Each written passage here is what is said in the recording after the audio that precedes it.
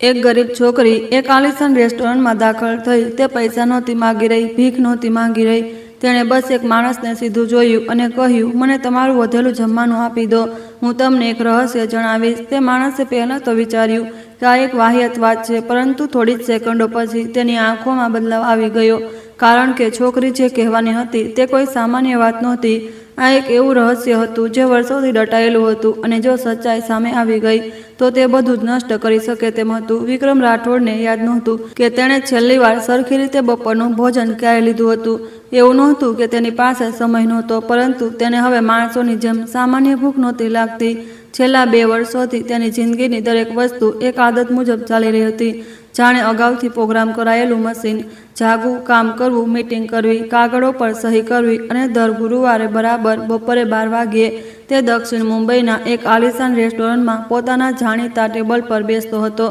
Restaurant એક શાંત રસ્તા પર આવેલું હતું, જ્યાં ગાડીઓના હોર્નનો અવાજ બહાર જ રહી જતો હતો। અંદરનું વાતાવરણ હંમેશા એક એવી નફાસત જાળવી રાખતું હતું જે લગભગ ઠંડી લાગતી હતી। સફેદ ટેબલ ક્લોથથી ઢંકાયેલા ટેબલો, આછો પીળો પ્રકાશ અને પિયાનોનું સંગીત, બસ એટલું જ બધું હતું કે કોઈને પરેશાની ન થાય। આ એ જગ્યા હતી જ્યાં અમીર લોકો ખાવા માટે નહીં, પરંતુ એક છબી જાળવી રાખવા માટે આવતા હતા। વિક્રમે ખૂણાનું એ ટેબલ પસંદ કર્યું જ્યાંથી તે રસ્તા તરફની મોટી કાચની બારીમાંથી બહાર જોઈ શકતો હતો।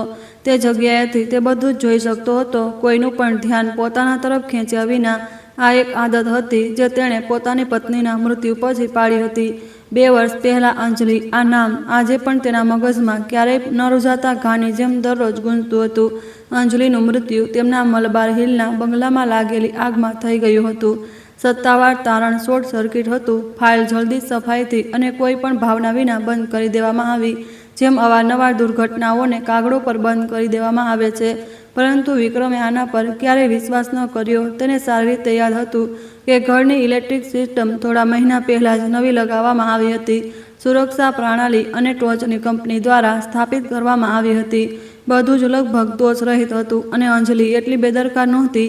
તેને આજે પણ એ સવાર યાદ છે જ્યારે તે પરસાળમાં ઊભી હતી, વાળ પાછળ બાંધેલા અને હાથમાં એક નાની એવી ડાયરી લીધેલી। આજે રાત્રે જલ્દી ઘરે આવજો, તેણે હંમેશાની જેમ નરમ અવાજમાં કહ્યું હતું। મારે તમારી સાથે કંઈક વાત કરવી છે। વિક્રમે માથું હલાવી દીધું હતું।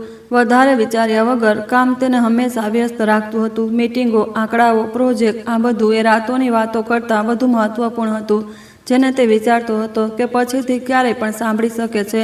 તે રાત્રે ઘરે ન આવ્યો। ફોન લગભગ અડધી રાત્રે આવ્યો, જ્યારે તે દિલ્હીમાં એક મોટા કરાર પર સહી કરવા માટે હતો।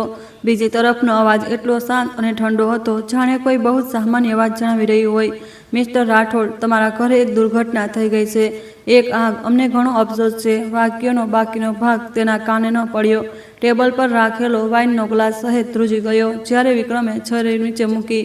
તેને ખબર ન પડી કે તેણે ખાવાનું ક્યારે બંધ કરી દીધું હતું। તેની સામે રાખેલો માંસનો ટુકડો લગભગ અડધો વધેલો હતો, પીળા પ્રકાશની નીચે ધીમે ધીમે ઠંડો થઈ રહ્યો હતો। સર, આજનું જમવાનું તમારા સ્વાદ મુજબ છે, રેસ્ટોરન્ટના મેનેજરના અવાજે તેને વર્તમાનમાં પાછો ખેંચી લીધો। વિક્રમે માથું ઊંચું કર્યું અને ધીમેથી માથું હલાવ્યું। હા, હંમેશાની જેમ। મેનેજર શિષ્ટાચારથી મલકાયો અને પાછળ હટી ગયો। બધું જ બીજા દરેક ગુરુવારની જેમ જ હતું, કંઈ જ બદલાયું નહોતું, અને આ જ વાત તેને ગુંગળામણ અનુભવાઈ રહી હતી। તેણે કાચની બારીમાંથી બહાર જોયું। લોકો હજી પણ નિયમિત રીતે ચાલી રહ્યા હતા। ગાડીઓ જાણીતા રસ્તા પર એક પાછળ એક લાગેલી હતી। જીવન આગળ વધી રહ્યું હતું, કોઈની રાહ નહોતું જોઈ રહ્યું। 2 વર્ષ તેણે 3 અલગ અલગ જાસૂસી કંપનીઓને કામે રાખી હતી। કોઈ પરિણામ નહીં, ગુનાનો કોઈ સંકેત નહીં, એવો કોઈ પુરાવો નહીં જે દર્શાવે કે આ એક અકસ્માત નહોતો, પરંતુ ઊંડાણમાં તે જાણતો હતો કે કંઈક ખોટું હતું। રેસ્ટોરન્ટનો દરવાજો ખુલવા પર એક હળવી હવાનો ઝોકો આવ્યો। વિક્રમે તરત ધ્યાન ન આપ્યું। જ્યારે એક અજીબસી શાંતિ વાતાવરણમાં ફેલાઈ ગઈ ત્યારે તેણે માથું ઊંચું કર્યું। દરવાજા પર એક નાની છોકરી ઊભી હતી। કોઈએ કંઈ ન કહ્યું, પરંતુ આસપાસના લોકોની નજરો તેના પર જ ટકેલી હતી। તે લગભગ 9 વર્ષની હતી, એક ફીકા રંગનું જેકેટ પહેરેલી, વાળ થોડા ગૂંચવાયેલા હતા, જાણે ઘણા દિવસોથી સરખી રીતે ઓળ્યા ન હોય। પગમાં ચપ્પલ ફિટ નહોતા એવું લાગી રહ્યું હતું, જાણે ઘણા લોકોએ પહેર્યા હોય। એક કર્મચારી ઝડપથી આગળ વધ્યો, નમીને છોકરીને કંઈક કહ્યું। તેનો અવાજ ધીમો હતો, પરંતુ આંખોમાં સ્પષ્ટ રૂપે અસહજતા હતી। આ જગ્યા તેના જેવા લોકો માટે નહોતી। છોકરીએ તરત કંઈ ન કહ્યું, બસ માથું હલાવ્યું અને અચાનક કર્મચારીને વટાવીને સીધી અંદર જતી રહી. વિક્રમે થોડી ભમર ખેંચી. તેની ચાલવાની રીતમાં કંઈક એવું હતું જેણે તેનું ધ્યાન ખેંચ્યું. કોઈ ઉતાવળ નહીં, કોઈ ડર નહીં. તે એક અજીબ શાંતિ સાથે ચાલી રહી હતી, જાણે તેને બરાબર ખબર હોય કે તે શું કરી રહી છે. તે તેના ટેબલની સામે ઊભી રહી ગઈ. તેમની વચ્ચેનું અંતર બસ અમુક જ ડગલાનું હતું. વિક્રમે તેને જોઈ. તેની આંખો થોડી ઠંડી હતી. તું ખોટી જગ્યાએ આવી ગઈ છે. છોકરીએ માથું હલાવ્યું. ના, હું તમને શોધી રહી હતી. જવાબે તેને હેરાન કરી દીધો. તું મને જાણે છે? તેણે માથું હલાવ્યું. આંખો સીધી તેના પર જ ટકેલી હતી, કોઈ પણ ખચકાટ વિના. તમે વિક્રમ રાઠોડ છો? વિક્રમ થોડી સેકન્ડો માટે ચૂપ રહ્યો. આવી બાળકીનું તેનું નામ જાણવું કોઈ બહુ અજીબ વાત નહોતી, પરંતુ તે રીતે તેણે કહ્યું તેનાથી તેને અસહજતા અનુભવાઈ. તારે શું જોઈએ છે? તેણે પૂછ્યું. અવાજ હજી પણ શાંત હતો. છોકરીએ તેની સામે રાખેલી જમવાની થાળીને જોઈ અને પછી ઉપર જોયું. તમે મને વધેલું જમવાનું આપી દો, હું તમને એક વાર્તા જણાવીશ. વિક્રમ લગભગ હસી પડ્યો. એક અજીબ પ્રસ્તાવ, પરંતુ તે કંઈ કહે તે પહેલાં છોકરીએ બોલવાનું ચાલુ રાખ્યું. એક વાર્તા જે તમારી પત્ની સાથે જોડાયેલી છે. આસપાસની હવા જાણે થંભી ગઈ. વિક્રમે તરત કંઈ ન કહ્યું. તેની આંખો તેની સામેના નાના ચહેરા પર રોકાઈ ગઈ. તેમાં કંઈક એવું હતું જે બાળકોથી અલગ હતું જેમને તે મળ્યો હતો. તું શું કહી રહી છે? તેનો અવાજ ઘેરો થઈ ગયો. છોકરી થોડી વધુ નજીક આવી. બસ એટલી જ કે માત્ર તે સાંભળી શકે. 2 વર્ષ પહેલાં જે થયું તે કોઈ અકસ્માત નહોતો. વિક્રમની મુઠ્ઠી અજાણતા જ ભીંસાઈ ગઈ. એક ઠંડી ધ્રુજારી તેની કરોડરજ્જુમાં દોડી ગઈ. તને ખબર છે કોણે કર્યું? પિયાનોનું સંગીત હજી પણ ધીમે ધીમે વાગી રહ્યું હતું, જાણે કંઈ થયું જ ન હોય. આસપાસના લોકો પોતાના ભોજન પર પાછા ફરવા લાગ્યા હતા. જાણે કે હમણાં જે દ્રશ્ય ભજવાયું તે બસ એક નાનો એવો વિક્ષેપ હતો, પરંતુ વિક્રમ માટે બધું જ બદલાઈ ગયું હતું. તે છોકરીને તાકી રહ્યો હતો. ખૂબ લાંબા સમય પછી પહેલીવાર તેનું દિલ એક અજાણી રીતે ઝડપથી ધબકી રહ્યું હતું. તને શું ખબર છે? તેણે પૂછ્યું, અવાજ ધીમો અને વધુ ગંભીર. છોકરીએ તરત જવાબ ન આપ્યો. બસ ધીમેથી જમવાની થાળીને જોઈ અને પછી તેને જોયો. તમે સહેમત છો? વિક્રમે તેની આંખોનો પીછો કર્યો. ઠંડો માંસનો ટુકડો, એક એવું ભોજન જેને આમ પણ પૂરું કરવાનો ઈરાદો નહોતો રાખતો. તેણે થાળી તેના તરફ સરકાવી દીધી. ખાઈ લે, તેણે કહ્યું. છોકરીએ ઉતાવળ ન કરી. તે સામેની ખુરશી પર બેસી ગઈ. છરી કાંટાને કુશળતાથી પકડ્યા, પરંતુ હજી પણ એક બાળકીની થોડી અણગતતા હતી. તે ધીમે ધીમે ખાઈ રહી હતી, પરંતુ એટલા માટે નહીં કે તેનું પેટ ભરેલું હતું. આ એ વ્યક્તિની ખાવાની રીત જે દરેક ટુકડાને બચાવવા માટે ટેવાઈ ચૂકી હતી. વિક્રમે તેના પરથી નજર ન હટાવી. તેને નહોતી ખબર કે તે કઈ વાતની રાહ જોઈ રહ્યો હતો. એક જૂઠાણું, એક મનગણત વાર્તા કે એક સચ્ચાઈ જેને તે છેલ્લા 2 વર્ષથી શોધી રહ્યો હતો. છોકરીએ જમવાનું પૂરું કર્યા પછી છરી કાંટા નીચે મૂકી દીધા. તેણે પેપર નેપકિનથી પોતાનું મોં લૂછ્યું અને પછી તેને જોયો. તેની આંખો હવે બિલકુલ અલગ હતી, શાંત, નિશ્ચિત અને તેની ઉંમર કરતાં ઘણી વધારે. મારું નામ માયા છે, તેણે કહ્યું. વિક્રમે ધીમેથી માથું હલાવ્યું અને પછી માયાએ સીધું તેની આંખોમાં જોયું. હું એ રાત્રે તમારા ઘરની પાસે હતી. એક લાંબી શાંતિ છવાઈ ગઈ અને મેં કોઈને અંદર જતા જોયો હતો. આ બધું થયું તે પહેલાં વિક્રમે કંઈ ન કહ્યું, પરંતુ તેના મગજમાં એક દરવાજો ખુલી ગયો હતો. માયાએ પોતાના અવાજ ધીમો કર્યો. ધીમે ધીમે આગળ કહ્યું, તે વ્યક્તિ કોઈ અજાણ્યો નહોતો. તે રોકાઈ અને તમે એ વ્યક્તિને બહુ સારી રીતે જાણો છો. વિક્રમે અનુભવ્યું કે તેનું દિલ વધુ જોરથી ધબકી રહ્યું છે. તેને નહોતી ખબર કેમ, પરંતુ તેને એક પૂર્વાભાસ હતો. આ પળથી તેની જિંદગી ક્યારેય પહેલાં જેવી ન રહી. વિક્રમને યાદ નથી કે તે છોકરીના આ કહ્યા પછી તે કેટલી વાર સુધી સ્થિર બેઠો રહ્યો. રેસ્ટોરન્ટ આવી રીતે ચાલી રહ્યું હતું, જાણે કંઈ થયું જ ન હોય. ગ્લાસનો હળવો રણકાર, ચમચી અને પ્લેટોનો ખણકાર અને પિયાનોનું સંગીત એક એવી ધારાની જેમ વહી રહ્યું હતું જેને કોઈ પણ ઉથલપાથલની પરવા નહોતી. પરંતુ વિક્રમ માટે બધું જ પોતાની પરિચિત કક્ષામાંથી ભટકી ગયું હતું. તેણે માયાને જોઈ. જૂઠાણાનો કોઈ સંકેત શોધવાની કોશિશ કરી રહ્યો હતો. એક સામાન્ય કપડાં પહેરેલું રખડતું બાળક આવા અજાણ્યા સ્થળની વચ્ચે પ્રગટ થાય છે અને એવી વાતો કહે છે જે અગાઉથી તૈયાર કરેલી લાગે છે. બધું જ ખૂબ સામાન્ય લાગ્યું હતું. તને આ માહિતી ક્યાંથી મળી? વિક્રમે પૂછ્યું. અવાજ ધીમો પરંતુ સ્પષ્ટ હતો. માયાએ તરત જવાબ ન આપ્યો. તેણે બસ તેને થોડીવાર સુધી જોયો. આંખો તો બચી રહી હતી, ન તો પડકાર ફેંકી રહી હતી, બસ જોઈ રહી હતી. પછી તેણે ધીમેથી ખાલી થાળીને એક તરફ ધકેલી દીધી, જાણે કે જમવાનું પૂરું કરવું એ વાતચીત ચાલુ રાખવાની શરત હોય. મેં આને ક્યાંયથી લીધી નથી, તેણે કહ્યું. મેં જોયું છે. વિક્રમે ભ્રમર ખેંચી. જોયું? હા, માયાએ માથું હલાવ્યું. એ રાત્રે હું 5 જ હતી. ટૂંકા જવાબે વિક્રમને અસહજ કરી દીધો. એટલા માટે નહીં કે તેને પૂરેપૂરો વિશ્વાસ નહોતો, પરંતુ એટલા માટે કે છોકરીને ખૂબ શાંતિથી અને ખૂબ નિશ્ચિતતાથી કહ્યું હતું, જેથી તે આને એક બાળકની વાર્તા સમજીને સરળતાથી ફગાવી નહોતો શકતો. પાસે ક્યાં? તેણે આગળ પૂછ્યું. માયાએ કાચની બારી તરફ જોયું, જ્યાં બપોરનો તડકો ફૂટપાથ પર પડી રહ્યો હતો. બંગલાની પાછળ એક નાના બગીચામાં. હું ત્યાં થોડા દિવસોથી હતી. વિક્રમ ચૂપ રહ્યો. તે એ વિસ્તારને જાણતો હતો. એક છુપાયેલો ખૂણો જેના પર બહુ ઓછા લોકો ધ્યાન આપતા હતા. તેના ઘરથી બહુ દૂર નહોતો. આ કંઈ પણ સાબિત નહોતું કરતું, પરંતુ આ એક એવી વિગત પણ નહોતી જેને સરળતાથી ઉપજાવી કાઢી શકાય. તેણે ધીમેથી પોતાની પીઠ ખુરશી પર ટેકવી દીધી, હાથ બાંધી લીધા. જો તે ખરેખર કંઈ જોયું છે તો હવે શા માટે જણાવી રહી છે? માયાએ સવાલથી મોં ન ફેરવ્યું. તેણે થોડું માથું નમાવ્યું, જાણે જવાબ આપવાની રીત તોડી રહી હોય. પછી ધીમે ધીમે કહ્યું, કારણ કે મારે ખાતરી કરવી હતી કે તમે એ માણસ છો જેના પર ભરોસો કરી શકાય. વિક્રમના મોંમાંથી એક હળવું હાસ્ય નીકળ્યું, જે ખુશીનું નહોતું. એક બાળક એ નક્કી કરી રહ્યું હતું કે કોણ ભરોસાને લાયક છે. માયાએ માથું ઊંચું કર્યું. આંખો હજી પણ શાંત હતી. જો મેં એવું ન કર્યું હોત તો હું અહીં ન હોત. એ વાક્યમાં કોઈ ધમકી નહોતી, ન તો કોઈ નાટકીયતા. આ એક સામાન્ય હકીકત તરીકે કહેવામાં આવ્યું હતું, અને આ જ વાત વિક્રમને તેને નજરઅંદાજ નહોતી કરવા દઈ રહી. તેણે તેને થોડી વાર વધુ જોઈ અને પછી પૂછ્યું, તું મારું નામ જાણે છે? તું મારી પત્ની વિશે જાણે છે? તું કહે છે કે તે કંઈક જોયું છે, પરંતુ આ બધું હજી પણ માત્ર વાતો છે. હું તારા પર વિશ્વાસ શા માટે કરું? માયાએ તરત જવાબ ન આપ્યો. તેણે પોતાનો કોલર પર હાથ રાખ્યો. એક નાના એવા સિલાઈ કામને ધીમેથી સ્પર્શ કર્યો, જેને મજબૂતાઈથી સીવવામાં આવ્યું હતું. તે હિલચાલે વિક્રમનું ધ્યાન ખેંચ્યું, પરંતુ તે પૂછે તે પહેલાં જ તે રોકાઈ ગઈ. તમારે અત્યારે મારા પર વિશ્વાસ કરવાની જરૂર નથી, તેણે કહ્યું. તમારે બસ સાંભળવાની જરૂર છે. વિક્રમે એક ધીમો શ્વાસ લીધો. તેણે અનુભવ્યું કે તે આ વાતચીતમાં પોતાની યોજના કરતાં ક્યાંય વધુ ઊંડે ખેંચાઈ રહ્યો હતો. તેનો એક હિસ્સો ઉઠવા માંગતો હતો, અહીંથી જતા રહેવા માંગતો હતો, પોતાની સામાન્ય જિંદગીમાં પાછો જવા માંગતો હતો, જ્યાં બધું જ નિયંત્રિત કરી શકાતું હતું. પરંતુ બીજો હિસ્સો, જે 2 વર્ષથી જવાબ વિના ફસાયેલો હતો, તે તેને આવું કરવાની પરવાનગી નહોતો આપી રહ્યો. ઠીક છે, તેણે કહ્યું, આગળ બોલ. માયાએ ધીમેથી માથું હલાવ્યું, જાણે તેને આ પ્રતિક્રિયાનો અંદાજ લગાવી લીધો હોય. એ રાત્રે હું સૂઈ ન શકી. મેં એક કારનો અવાજ સાંભળ્યો.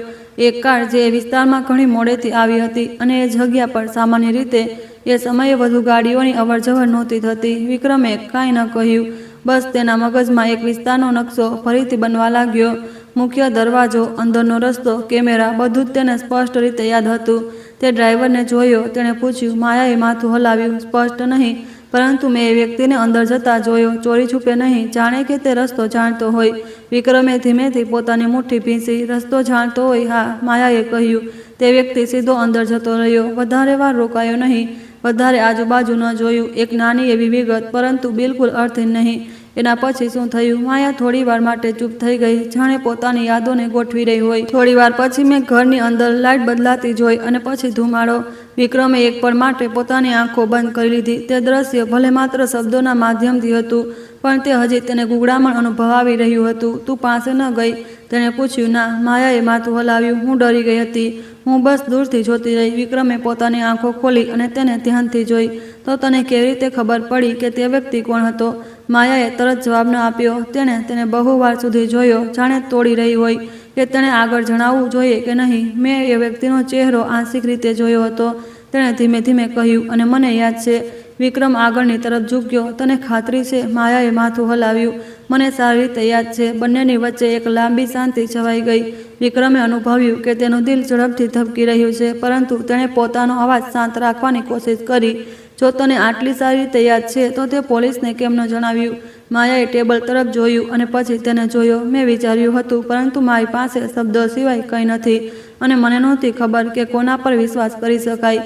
વિક્રમે કોઈ વાંધો ન ઉઠાવ્યો. તે સમજી ગયો. એક બાળક જેની પાસે કોઈ કાગળિયા નથી, કોઈ સગા સંબંધી નથી, કોઈ સ્પષ્ટ પુરાવો નથી. આવા મામલામાં તેના શબ્દોનું લગભગ કોઈ વજન નથી હોતું. તો તે મને શા માટે પસંદ કર્યો? તેણે પૂછ્યું. માયાએ તરત જવાબ ન આપ્યો. તેણે કાચની બારીમાંથી બહાર જોયું, જ્યાં લોકો હજી પણ એવી જ રીતે આવન જાવન કરી રહ્યા હતા, જાણે કંઈ બદલાયું જ ન હોય. મેં અંદર આવતા પહેલાં તમને કેટલીક વાર જોયા, તેણે કહ્યું. તમે હંમેશા એકલા બેસો છો, વધારે વાત નથી કરતા, પરંતુ કઠોર હૃદયવાળા માણસ નથી લાગતા. વિક્રમે થોડી ભ્રમર ખેંચી. તું માત્ર આના પર ભરોસો કરી રહી છે?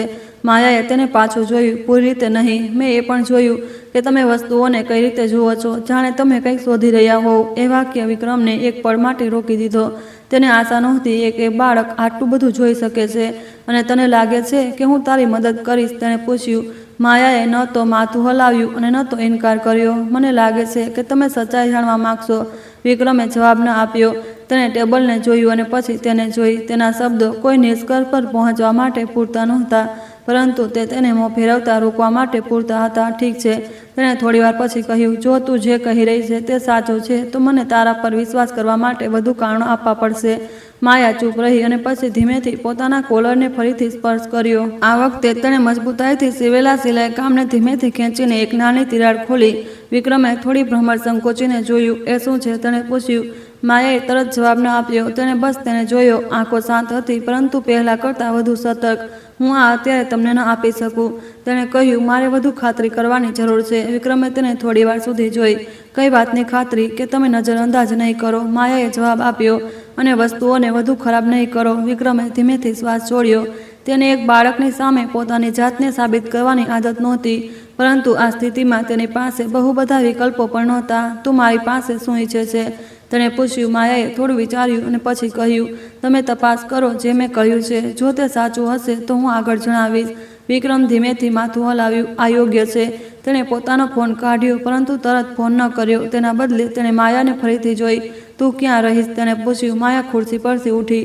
મને ખબર છે કે તમને કેવી રીતે શોધવા, એ જવાબે તેને આશ્વસ્ત ન કર્યો, પરંતુ તે કંઈ વધુ કહે તે પહેલાં જ તે ફરી ગઈ. વિક્રમે તેને રેસ્ટોરન્ટની બહાર જતી અને રસ્તા પરની ભીડમાં પડી જતી જોઈ. જાણે તે ક્યારેય આવી જ ન હોય. તે થોડી વધુ સેકન્ડો સુધી શાંત બેસી રહ્યો અને પછી પોતાની સામે ખાલી થાળીને જોઈ. એક બપોરનું ભોજન જે સામાન્ય લાગી રહ્યું હતું. તેણે એક એવા દરવાજો ખોલી દીધો હતો જેને 2 વર્ષથી શોધી રહ્યો હતો. વિક્રમે ફોન ઉપાડ્યો. એક જાણીતો નંબર ડાયલ કર્યો. અમિત, મારે 2 વર્ષ પહેલાંની આગની આખી ફાઇલ ફરીથી તપાસવી છે, તેણે કહ્યું. અવાજ ઘેરો અને મક્કમ, અને આ વખતે દરેક નાની વિગત જોઈએ. બીજી તરફ એક નાનકડી શાંતિ હતી. શું કંઈક નવું છે? તે માણસે પૂછ્યું. વિક્રમે કાચની બારીમાંથી બહાર જોયું, જ્યાં છોકરી હમણાં જ ગાયબ થઈ હતી. હોઈ શકે છે, તેણે જવાબ આપ્યો, અને હું આ વખતે તેને ચૂકવા નથી માંગતો. તેણે ફોન કાપી નાખ્યો. ફોનને ટેબલ પર મૂકી દીધો. ખૂબ લાંબા સમય પછી પહેલીવાર તેને ફસાયેલું નહોતું લાગી રહ્યું, પરંતુ સાથે જ તે એ પણ સમજી ગયો હતો કે તે કોઈ એવી વસ્તુમાં પગ મૂકી ચૂક્યો છે જે તેની કલ્પના કરતાં ક્યાંય વધુ ખતરનાક હતી. વિક્રમ એ રાત્રે સરખી રીતે ઊંઘી ન શક્યો. એપાર્ટમેન્ટની બારીની બહાર શહેર હંમેશાની જેમ રોશન હતું. કારોની હારમાળાઓ અનંત પ્રકાશની રેખાઓની જેમ ખેંચાયેલી હતી, પરંતુ તેના મગજમાં બધું જ એવી રીતે ગૂંચવાયેલું હતું જેને તે નિયંત્રિત નહોતો કરી શકતો. માયાના શબ્દો વારંવાર દોહરાવાઈ રહ્યા હતા. દરેક નાની વિગત, દરેક વાક્ય, દરેક નજર. તે શંકા કરવા માટે ટેવાઈ ચૂક્યો હતો, જવાબ ન મળવાથી ટેવાઈ ચૂક્યો હતો, પરંતુ આ વખતે આ અહેસાસ અલગ હતો. આ હવે કોઈ અસ્પષ્ટ શંકા નહોતી, પરંતુ એવું લાગી રહ્યું હતું જાણે કોઈએ એક કોયડાનો એક ટુકડો પકડી રાખ્યો છે જેને તે 2 વર્ષથી શોધી રહ્યો હતો. બીજા દિવસે સવારે તે સામાન્ય કરતાં વહેલો કંપની પહોંચ્યો. ઊંચા માળ પર આવેલા કાર્યાલયમાંથી અરબી સમુદ્રનો નજારો દેખાતો હતો, જ્યાં તે અવારનવાર પોતાના વ્યસ્ત કાર્યક્રમ વચ્ચે થોડી શાંતિ મેળવતો હતો. પરંતુ આજે બધું જ માત્ર એક વિચાર માટેની એક પૃષ્ઠભૂમિ લાગી રહ્યું હતું. ટેબલ પર ફોન ધીમેથી વાગ્યો. કોલરનું નામ દેખાયું, અમિત. વિક્રમે તરત ફોન ઉપાડ્યો. મેં ફાઇલ ફરીથી જોઈ, અમિતે કહ્યું. અવાજ ઘેરો અને સ્પષ્ટ. કેટલીક ધ્યાન આપવા યોગ્ય બાબતો છે. વિક્રમ સીધો બેસી ગયો. બોલ. એ રાત્રે આગ લાગવાના લગભગ 1 કલાક પહેલા સુરક્ષા પ્રણાલીને નિષ્ક્રિય કરી દેવામાં આવી હતી. રિપોર્ટમાં આને ટેકનિકલ ખામી તરીકે નોંધવામાં આવ્યું છે, પરંતુ કોઈ વિગતવાર લોગ નથી. વિક્રમે ધીમેથી પોતાની મુઠ્ઠી ભીંસી. પહેલાં તે આ નહોતું જણાવ્યું, કારણ કે તે સમયે કોઈએ નહોતું વિચાર્યું કે આ મહત્વપૂર્ણ છે, અમિતે જવાબ આપ્યો. અને જાળવણી કંપનીએ પણ પુષ્ટિ કરી હતી કે ખામી હોઈ શકે છે. વિક્રમ થોડી સેકન્ડો માટે ચૂપ રહ્યો. એક ખામી જે બરાબર એ જ સમયે થઈ, બહુ મોટો સંયોગ, અને બીજું કંઈ? તેણે પૂછ્યું. બહારના ગેટ પર લાગેલા કેમેરાએ રાત્રે લગભગ 11 વાગ્યે એક કારને આવતી રેકોર્ડ કરી છે, અમિતે આગળ કહ્યું, પરંતુ નંબર પ્લેટ સ્પષ્ટ નથી. કારમાં બેઠેલી વ્યક્તિ મુખ્ય દરવાજા પર ન ઉતરી, પરંતુ સીધી અંદરના વિસ્તારમાં જતી રહી. વિક્રમે એક પળ માટે પોતાની આંખો બંધ કરી લીધી. માયાએ જે કહ્યું હતું તે મેળ ખાઈ રહ્યું હતું, અને આ અમિત થોડો અચકાયો. અંતિમ નિષ્કર્ષના આના પર ભાર આપવામાં નથી આવ્યો, એવું લાગે છે. કેમ? વિક્રમે પૂછ્યું. કારણ કે ઓળખ ન થઈ શકી, અને એવો કોઈ પુરાવો પણ નહોતો કે તે વ્યક્તિ સીધી આગ સાથે જોડાયેલી હતી. વિક્રમે પોતાની આંખો ખોલી, સીધું કાચની બારી તરફ જોયું, અથવા કોઈ ઊંડાણમાં જવા નહોતું માગતું. બીજી તરફ અમિતે તરત જવાબ ન આપ્યો.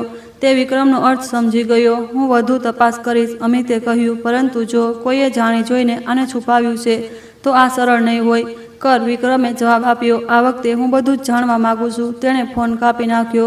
ફોનને ટેબલ પર મૂકી દીધો. તેનું દિલ સામાન્ય કરતાં વધુ ઝડપથી ધબકી રહ્યું હતું. ડરથી નહીં, પરંતુ એક પરિચિત અહેસાસના પાછા આવવાથી, સચ્ચાઈની નજીક પહોંચવાના અહેસાસથી. એ બપોરે વિક્રમ ફરીથી એ જ જાણીતા રેસ્ટોરન્ટમાં પાછો આવ્યો. આદત નહીં, પરંતુ એટલા માટે કે તે જાણતો હતો કે જો માયા સાચી હતી તો તે પાછી આવશે. તે સામાન્ય કરતાં વહેલો આવ્યો. એ જ જૂનું ટેબલ પસંદ કર્યું. વાતાવરણ હંમેશાની જેમ હતું, પરંતુ આ વખતે તે વસ્તુઓને અનિશ્ચિત રીતે નહોતો જોઈ રહ્યો. તેની આંખો સતત દરવાજા તરફ હતી. 10 મિનિટ, 20 મિનિટ. જ્યારે તે વિચારવા લાગ્યો હતો કે કદાચ તેણે એક આકસ્મિક મુલાકાત પર બહુ વધારે ભરોસો કરી લીધો છે, ત્યારે દરવાજો ખુલ્યો. માયા પ્રગટ થઈ. તે ઉતાવળમાં નહોતી. એ જ શાંત ચાલ, અંદર આવતા પહેલા એ જ ચારે બાજુ જોતી નજરો. પરંતુ આ વખતે તેને કોઈએ ન રોકી. કદાચ એટલા માટે કે તે પીક અવર્સમાં આવી હતી, અથવા કદાચ તેના આત્મવિશ્વાસે બીજાઓનું ધ્યાન ન ખેંચ્યું. તે સીધી વિક્રમના ટેબલ પર આવી બોલાવ્યા વગર બેસી ગઈ. તમે તપાસ કરી? તેણે પૂછ્યું. અવાજ ધીમો પરંતુ સ્પષ્ટ હતો. વિક્રમે તેને થોડીવાર જોઈ અને માથું હલાવ્યું. હા. માયાએ બીજું કંઈ ન કહ્યું, બસ રાહ જોઈ. તે જે કહ્યું હતું તેમાં કેટલીક વાતો મેળ ખાય છે, વિક્રમે ચાલુ રાખ્યું. એ રાત્રે એ વિસ્તારમાં એક કાર આવી હતી. સુરક્ષા પ્રણાલીમાં પણ સમસ્યા હતી. માયાએ ધીમેથી માથું હલાવ્યું, જાણે કે આ તેને આશ્ચર્યચકિત નહોતું કરી રહ્યું. પરંતુ આ પૂરતું નથી, વિક્રમે કહ્યું. તે કહ્યું હતું કે તે વ્યક્તિને જોયો છે. તારે મને વધુ માહિતી આપવી પડશે. માયાએ તેને જોયો અને પછી ધીમેથી પોતાના બંને હાથ ટેબલ પર રાખ્યા. એ વ્યક્તિએ પોતાનો ચહેરો પૂરી રીતે નહોતો ઢાંક્યો. તેને કહ્યું, મેં એક હિસ્સો જોયો. વિક્રમ આગળની તરફ ઝૂક્યો. કયો હિસ્સો?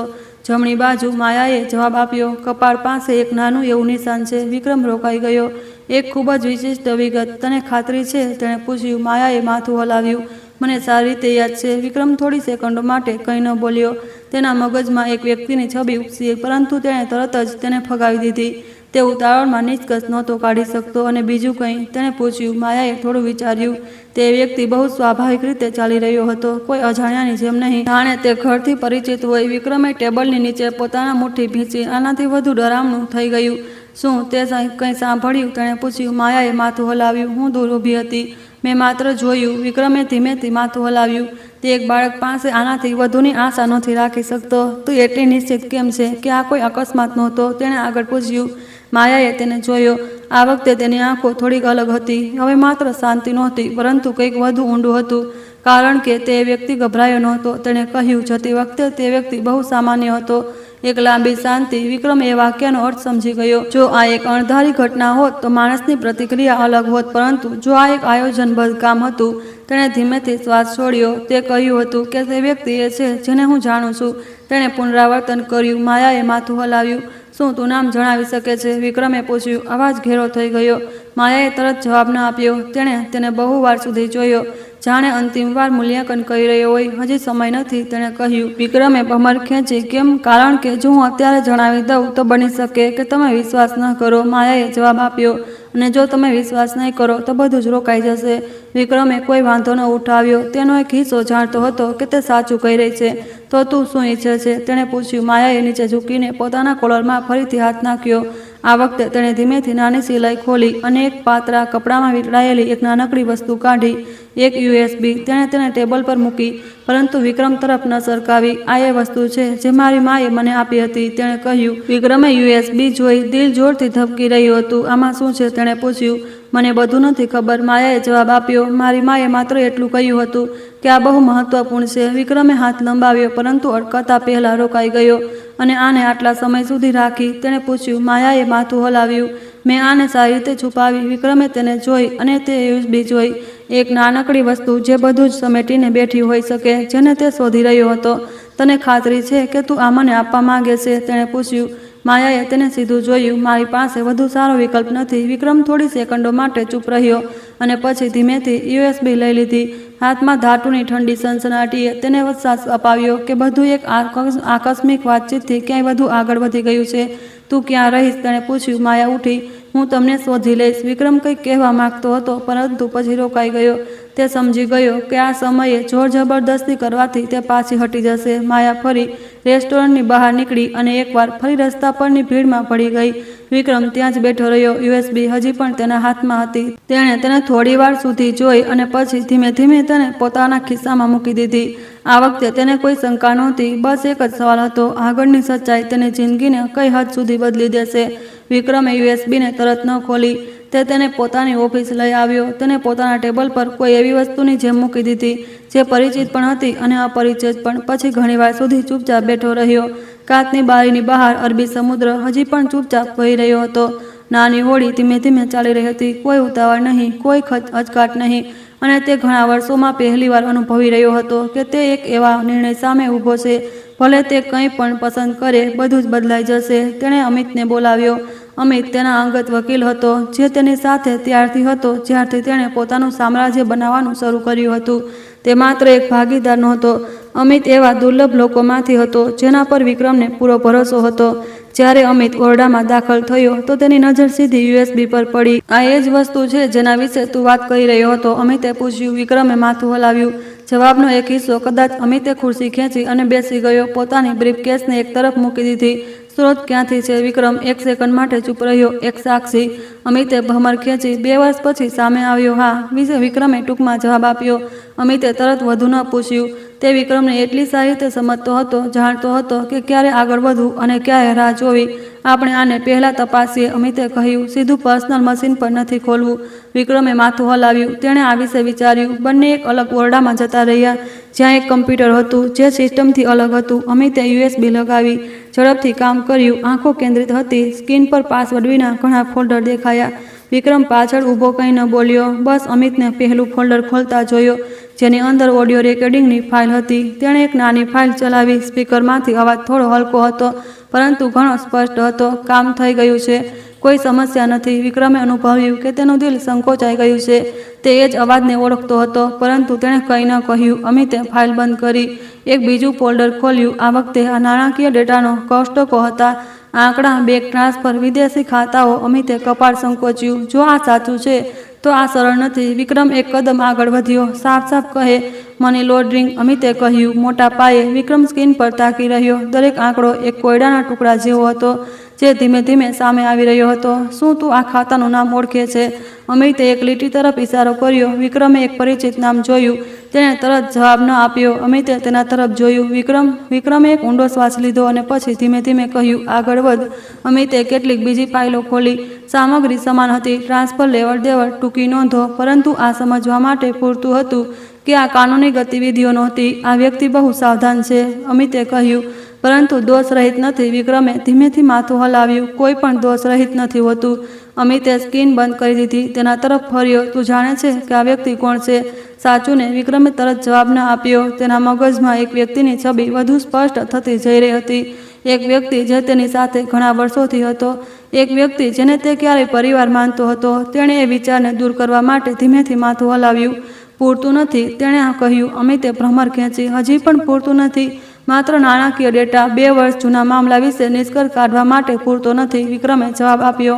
મારે સંબંધ જાણવાની જરૂર છે. અમિતે તેને થોડીવાર જોયો અને પછી માથું હલાવ્યું. ઠીક છે, હું વધુ ઊંડાણથી વિશ્લેષણ કરીશ, પરંતુ તારે માનસિક રીતે તૈયાર રહેવું જોઈએ. વિક્રમે કંઈ ન કહ્યું. એ સાંજે વિક્રમ ઘરે ન ગયો. તે એકલો ગાડી ચલાવતો રહ્યો. કોઈ સ્પષ્ટ દિશા નહીં, બસ પોતાના મગજને બધું જ ગોઠવવા માટે સમય આપવા માટે. રાત્રે શહેર દિવસથી અલગ હતું. ઓછો ઘોંઘાટ, પરંતુ આ લોકોને પોતાની જાતનો સામનો કરવા માટે વધુ સરળ બનાવી દેતું હતું. તેણે એક સુમસામ રસ્તા પર કાર રોકી, એન્જિન બંધ કર્યું અને અંધારામાં શાંત બેઠો રહ્યો. એ નામ, એ વ્યક્તિ ન હોઈ શકે જેના વિશે તે વિચારી રહ્યો હતો. ન હોઈ શકે. ફોન ધીમેથી વાગ્યો. અમિતનો એક મેસેજ હતો. એક વિગત હતી જે તેને જોવાની જરૂર હતી. વિક્રમે મેસેજ ખોલ્યો. એક તસવીર જોડાયેલી હતી. આ ડેટા કોઈ ફાઇલમાં એક નોંધ હતી. ટૂંકી, બસ અમુક પંક્તિઓ, પરંતુ એક એવો શબ્દ પ્રયોગ હતો જેણે વિક્રમને પોતાની આંખો હટાવવા ન દીધી. MH મામલો પતાવી દીધો. MH Malabar hill. વિક્રમની મુઠ્ઠી ફોન પર ખસી ગઈ. તેણે થોડી સેકન્ડ માટે પોતાની આંખો બંધ કરી લીધી, પછી ખોલી. પાછા જવાનો કોઈ રસ્તો નહોતો. બીજા દિવસે સવારે વિક્રમ દરરોજ કરતાં વહેલો ઓફિસ પહોંચ્યો. તેણે અમિતને તરત ન બોલાવ્યો, પરંતુ જાતે જ આખા ડેટાને એકવાર ફરીથી જોયા. દરેક ફાઇલ, દરેક વિગત તે હવે પુરાવા નહોતો શોધી રહ્યો, તે ઇનકાર કરવાના કારણો શોધી રહ્યો હતો. પરંતુ જેટલું વધારે તે જોતો બધું એટલું સ્પષ્ટ થતું જતું. બપોરની આસપાસ અમિત અંદર આવ્યો. તે ફરીથી જોયું. અમિતે પૂછ્યું. વિક્રમે માથું હલાવ્યું. તો તું શું વિચારે છે? અમિતે આગળ પૂછ્યું. વિક્રમે થોડીવાર ચૂપ રહ્યો અને પછી કહ્યું, મારે એ વ્યક્તિને મળવું છે. અમિતે તેને કોઈ પણ આશ્ચર્ય વિના જોયો. તને ખાતરી છે? ના, વિક્રમે જવાબ આપ્યો, પરંતુ મારે તેના મોંએથી સાંભળવું છે. અમિતે ધીમેથી શ્વાસ છોડ્યો. જો આ એ જ વ્યક્તિ છે જેના વિશે તું વિચારી રહ્યો છે, તો આ માત્ર એક કાનૂની મુદ્દો નથી ને? વિક્રમે માથું હલાવ્યું. મને ખબર છે. એક નાનકડી શાંતિ. શું તું ઈચ્છે છે કે હું સાથે ચાલું? અમિતે પૂછ્યું. વિક્રમે માથું હલાવ્યું. ના, આ મારે એકલા કરવું છે. અમિતે કોઈ વાંધો ન ઉઠાવ્યો. તે સમજી ગયો કે કેટલીક વસ્તુઓ વહેંચી ન શકાય. ઠીક છે, અમિતે કહ્યું, પરંતુ સાવધાન રહેજે. વિક્રમે ધીમેથી માથું હલાવ્યું. બપોરે વિક્રમે એક અપોઇન્ટમેન્ટ નક્કી કરી. બીજી તરફની વ્યક્તિએ જલ્દી જવાબ આપ્યો. પરિચિત આરામદાયક અવાજ. વિક્રમ, ઘણો સમય થઈ ગયો. તે મને પહેલાં ફોન ન કર્યો. વિક્રમે પોતાનો અવાજ સામાન્ય રાખ્યો. કેટલીક વાતો સ્પષ્ટ કરવી હતી. આજે રાત્રે નવરાશ છે? તારા માટે હંમેશા નવરાશ છે, બીજી વ્યક્તિએ હંમેશાની જેમ હસતા હસતા કહ્યું. વિક્રમે ફોન કાપી નાખ્યો. ફોન નીચે મૂકી દીધો. આ વાક્ય પહેલાંથી તેને હંમેશા આશ્વત કરતું હતું. હવે આ તેને ઠંડક અનુભવાવી રહ્યું હતું. સાંજે વિક્રમ એક જાણીતા કેફેમાં પહોંચ્યો. બહુ આલિશાન નહીં, પરંતુ ઘણું ખાનગી. આ એ જ જગ્યા હતી જ્યાં તે વ્યક્તિ અવારનવાર મળતા હતા જ્યારે તેમને કામ સિવાય વાત કરવી હોય. તે પહેલાં પહોંચ્યો. એક ટેબલ પર બેસી ગયો. એક બ્લેક કોફી મંગાવી અને રાહ જોવા લાગી. લગભગ 10 મિનિટ પછી તે વ્યક્તિ અંદર આવ્યો. સમીર ગુપ્તા. સમીર હંમેશાની જેમ હતો. વ્યવસ્થિત રીતે કપડાં પહેરેલા, આત્મવિશ્વાસથી ભરેલું સ્મિત અને સહજ આંખો. એક એવો માણસ જેને જોઈને કોઈ પણ વિચારશે કે તે ભરોસાને લાયક છે. તું જલ્દી આવી ગયો, સમીરે ખુરશી ખેંચતા કહ્યું. એવી તે કઈ ગંભીર વાત થઈ ગઈ? વિક્રમે તેની થોડી વાર સુધી જોયો. તરત જવાબ ન આપ્યો. સમીરે થોડી ભ્રમર ખેંચી. શું થયું? મને આમ જોઈ રહ્યો છે જાણે પહેલી વાર મળી રહ્યો હોય. વિક્રમે એક ધીમો શ્વાસ લીધો. મારા કેટલાક સવાલો છે. સમીર હસ્યો. પૂછ. વિક્રમે ગોળ ગોળ ફેરવ્યા વગર કહ્યું. એ રાત્રે તેણે કહ્યું, તું ક્યાં હતો? સમીર એક બહુ જ નાનકડી સેકન્ડ માટે રોકાયો. જો ધ્યાન ન આપવામાં આવે તો ખબર ન પડે. કઈ રાત્રે? સમીરે પાછું પૂછ્યું. જે રાત્રે અંજલિનું મૃત્યુ થયું હતું. વિક્રમે જવાબ આપ્યો. બંનેની વચ્ચેનું વાતાવરણ બદલાઈ ગયું. સમીર પોતાની ખુરશી પર પાછળ ઝૂકી ગયો. આંખો પહેલાની જેમ આરામદાયક નહોતી. આ 2 વર્ષ જૂની વાત છે, સમીરે કહ્યું. તું ફરીથી કેમ પૂછી રહ્યો છે? મને જવાબ આપ, વિક્રમે કહ્યું. અવાજ ઘેરો થઈ ગયો. સમીર થોડી સેકન્ડો માટે ચૂપ રહ્યો અને પછી કહ્યું, મેં તને જણાવ્યું હતું, હું એ સાંજે એક પાર્ટીમાં હતો. ડઝનબંધ સાક્ષીઓ હતા. વિક્રમે ધીમેથી માથું હલાવ્યું. હા, મને યાદ છે. એક શાંતિ. સમીરે તેને ધ્યાનથી જોયો. શું થયું વિક્રમ? વિક્રમે તરત જવાબ ન આપ્યો. તેણે સીધું સમીરની આંખોમાં જોયું. શું તે ક્યારેય વિચાર્યું છે કે આ કોઈ અકસ્માત નહોતો? તેણે પૂછ્યું. સમીર ધીમેથી હસ્યો, પરંતુ સ્મિત હવે સ્વાભાવિક નહોતું. તું ફરીથી શરૂ થઈ ગયો, સમીરે કહ્યું. મને લાગ્યું હતું કે તું આ ભૂલી ગયો છે. ના, વિક્રમે જવાબ આપ્યો. મેં આ ક્યારેય નથી ભૂલાવ્યું. સમીરે શ્વાસ છોડ્યો, માથું હલાવ્યું. વિક્રમ, તું તારી જાતને તકલીફ આપી રહ્યો છે. વિક્રમે કંઈ ન કહ્યું. તેને બસ સમીરને જોયો. ખૂબ લાંબા સમય પછી પહેલીવાર તે આ મિત્રને પૂર્ણ વિશ્વાસ સાથે નહોતો જોઈ રહ્યો, પરંતુ એક સવાલ સાથે. મારી સામેવાળો વ્યક્તિ વાસ્તવમાં કોણ છે? સમીર સાથેની મુલાકાત કોઈ સ્પષ્ટ જવાબ વિના પૂરી થઈ ગઈ. વિક્રમ જ્યારે કેફેમાંથી નીકળ્યો તો રાત થઈ ચૂકી હતી. સ્ટ્રીટ લાઇટો કારના કાચ પર ધૂંધળા પ્રકાશની રેખાઓમાં ખેંચાઈ ગઈ હતી. સમીરે શાંત વલણ જાળવી રાખ્યું. લગભગ દોષરહિત ગભરામણ કે ટાળમટોળના કોઈ સંકેત ન આપ્યા. જો યુએસબીમાં ડેટા ન હોત તો કદાચ વિક્રમ પહેલાની જેમ દરેક સ્પષ્ટતા પર વિશ્વાસ કરી લેત. પરંતુ આ વખતે બધું અલગ હતું. જે તેણે જોયું અને જે તેણે સાંભળ્યું તે હવે એકબીજા સાથે મેળ નહોતા ખાઈ રહ્યા. તે સીધો ઘરે ન ગયો, પરંતુ શહેરનો એક આંટો લગાવ્યો, જાણે તેને પોતાના વિચારોને ગોઠવવા માટે વધુ સમય જોઈએ. 2 વર્ષથી તે હંમેશા માનતો હતો કે તે સચ્ચાઈની શોધમાં છે, પરંતુ હવે જ્યારે સચ્ચાઈ ધીમે ધીમે સામે આવી રહી હતી તો તેને ડર લાગી રહ્યો હતો. એટલા માટે નહીં કે શું થયું હતું, પરંતુ એટલા માટે કે તેનો સામનો કરવાથી તે શું ગુમાવી શકે છે. કાર એક નાનકડી ગલી સામે ઊભી રહી. તે પાર્ક પાસે જ્યાં માયાએ કહ્યું હતું કે તે રહે છે. વિક્રમને ખબર ન હતી કે તે અહીં કેમ આવ્યો છે, પરંતુ કદાચ તેનો એક ભાગ તે છોકરી વિશે વધુ સમજવા માંગતો હતો. તે કારણ વિશે જેને તેને બધી માહિતી સાથે, જે તેની પાસે ક્યાંય નહોતી, બરાબર આ સમયે પ્રગટ કરી. તે કારમાંથી નીચે ઉતર્યો અને ધીમે ધીમે ગલીમાં ચાલ્યો ગયો. વાતાવરણ શાંત હતું. માત્ર થોડા નાના ઘરોમાંથી ટમટમી લાઇટો આવી રહી હતી. દૂર એક મોટરસાયકલ પસાર થઈ અને ઝડપથી ગાયબ થઈ ગઈ. તમે આવી ગયા, પાછળથી એક પરિચિત અવાજ આવ્યો. વિક્રમ પાછો ફર્યો. માયા થોડા પગલાંના અંતરે ઊભી હતી. જાણે તેને ખબર હોય કે તે આવશે.